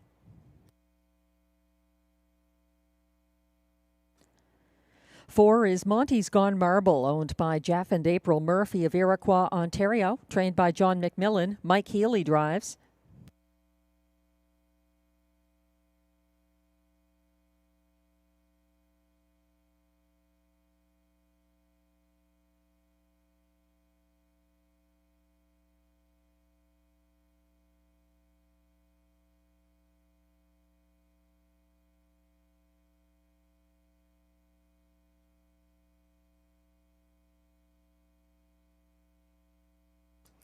The AGCO judges have just informed me that number 5, Well Worth the Wait, has returned to the paddock, possibly equipment or shoeing repair needed. So we're moving on to number 6, Shanghai Gold, owned by Pierre Pierrelou, Saint-Alexandre, Quebec, trained by Luc Loyer and driven by William Waugh. 7 is I'm a Dude, owned by a numbered Quebec corporation of Gloucester, Ontario, trained and driven by Stéphane Pouliot. And on the outside from post 8, Lancaster Bomber, owned by Scott Miller of Messina, New York, trained by Christina Miller. Josh Miller drives.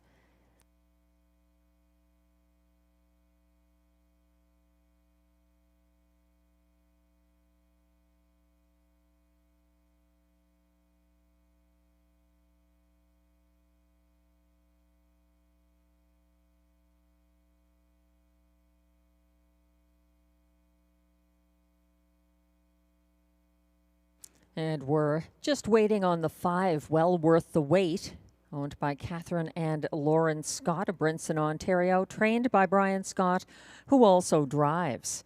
Right now, we're zooming in on the 2 to 5 favorite from post 2, McWicked Time. Some back class to him. And he has the hot hands of Robert Shepard. McWicked Time got away single file 4th last Sunday. He stepped out at the half to follow the cover of Mr. Ibiza and was 3 wide at 3/4, but he broke stride at the top of the stretch. Some class relief for McWicked Time.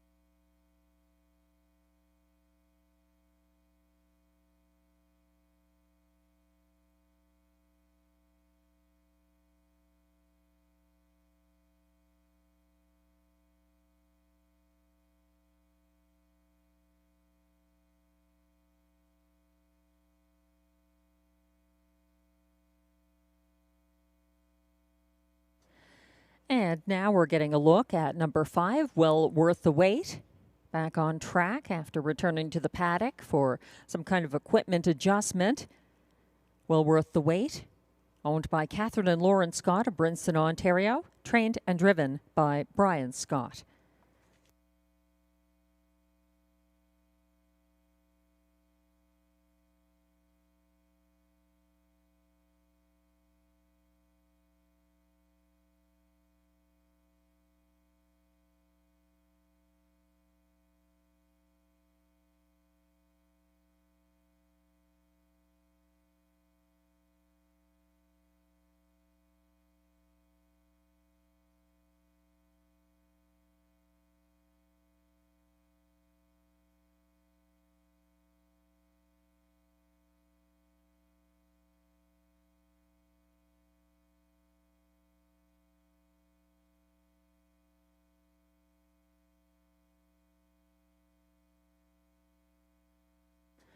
The AGCO judges have let me know that it was a head pole adjustment that was needed on the 5, Well Worth the Wait.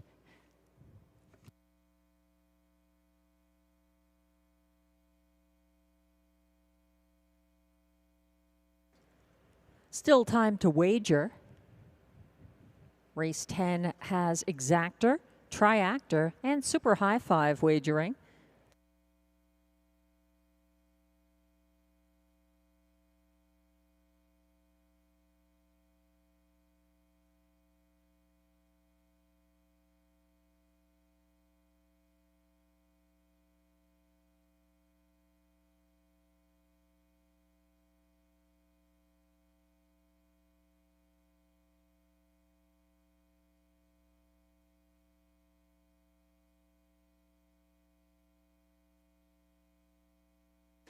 They're about to go behind the gate for race 10. This is your last chance tonight to play Rideau Carleton.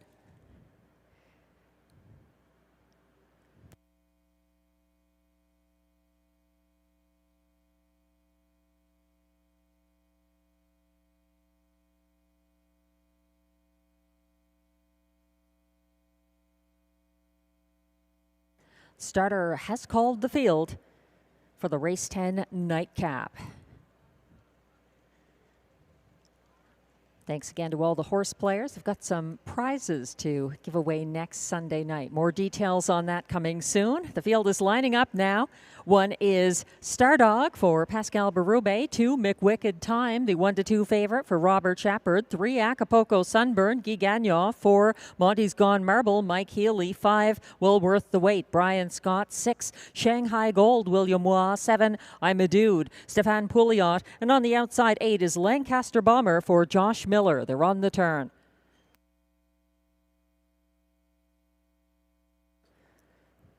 The field is on the backstretch and quickly approaching the start for race 10.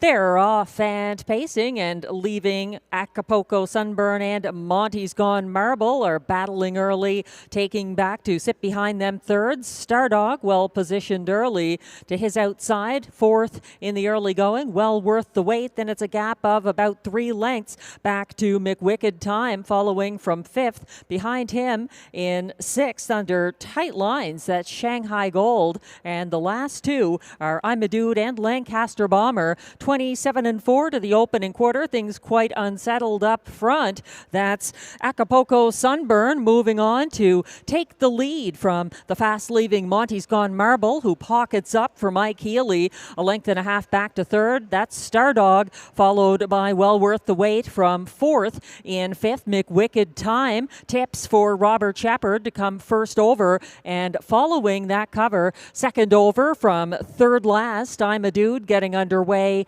Caught inside of him, that's Shanghai Gold, second last along the pylons, and stepping out to enter the outer flow from last, Lancaster Bomber. 57-3 to the half, 29-4, second panel, and they're led by Acapulco Sunburn out there by a length and a half ahead of the pocket sitting Monty's Gone Marble on the backstretch, still racing in 3rd. That was Stardog. Here comes the first overcharge of McWicked Time up into 3rd outside of Monty's Gone Marble. 125-2 at 3/4. Acapulco Sunburn trying to defend his lead as they come down the stretch. Acapulco Sunburn is fighting on, looking for room up the inside. Monty's Gone Marble is flying late down the center of the track, though. McWicked Time coming on for the victory. McWicked Time, Robert Shepard, win number 5. Monty's Gone Marble was second. Looks like well worth the wait. Got up for show, 154-3.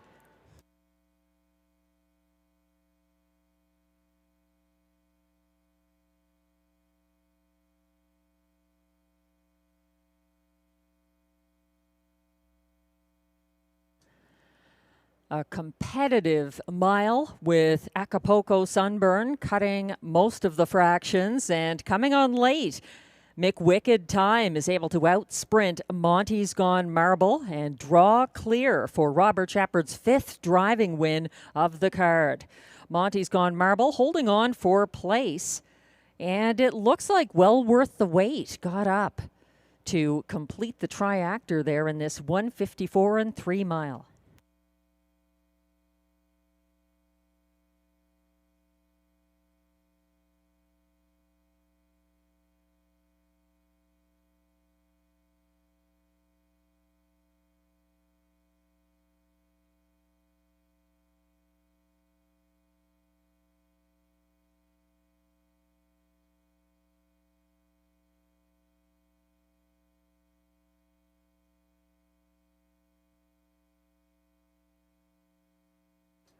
Unofficial top 5 order of finish is now posted for race 10. The 3-5 favorite McWicked Time came through with the win for Robert Shepard and Jacob Copley. over the 4. Monty's gone marble, a good second, even with his saddle number slipping. The 3, Acapulco Sunburn, held on for show, ahead of 5, well worth the wait, charging late for 4th at odds of 35 to 1. And completing the high 5, number 1, Stardog, was 5th. 2, 4, 3, 5, 1 in race 10 unofficially. Please hold all tickets.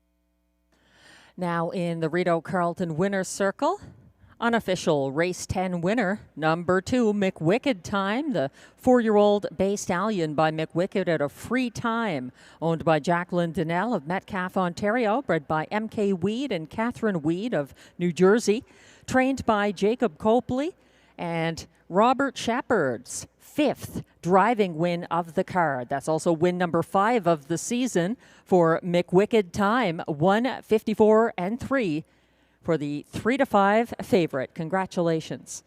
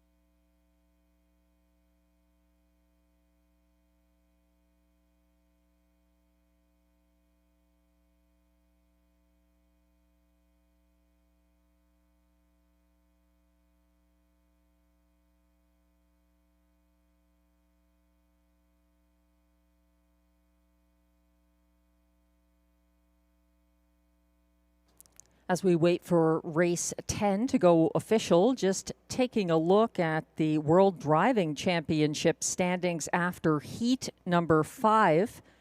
Gary Hall Jr. of Australia leads with 54 points. Now up into second with 41 points, Canada's James McDonald. And in third with 37 points, Italy's Giampaolo Minucci. Race 10 is now official.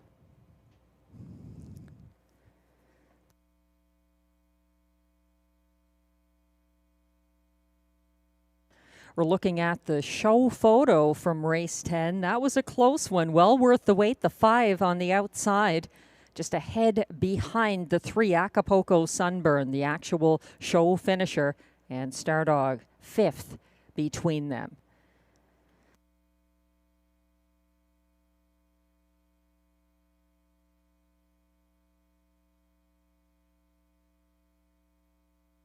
Prices are posted for race 10. Number 2, McWicked Time, returns $3.30 to win. The $2 2-4 exactor, $16.60. $17.50 for the dollar try, 243. The dollar pick 3, 512. 3 of 3, $5.85. $13.70 for the dollar late pick 4, 1512 with the winning favorites. The dollar pick 5, 11512. 5 of 5, just $65.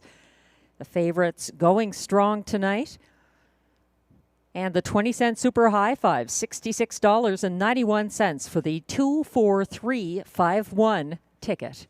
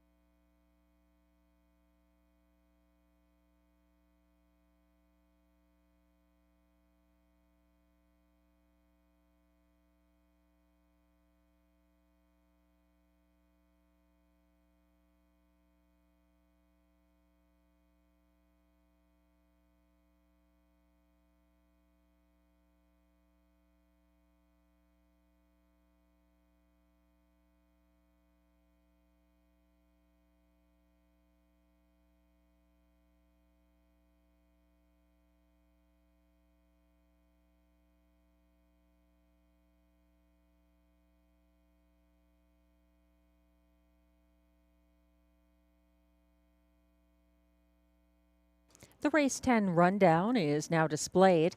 1, Stardog was 5th.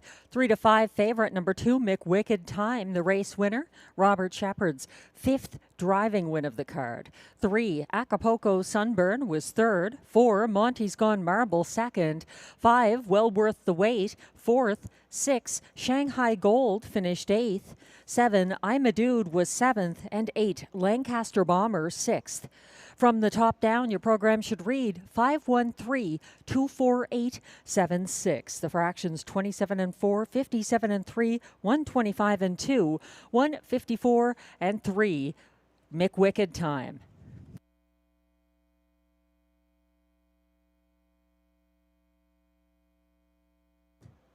And that concludes our first Sunday night card of November. We'll be back again with more live racing from the nation's capital on Wednesday, November 5th, 6 o'clock post time. Hope you can join us. Enjoy the rest of your evening.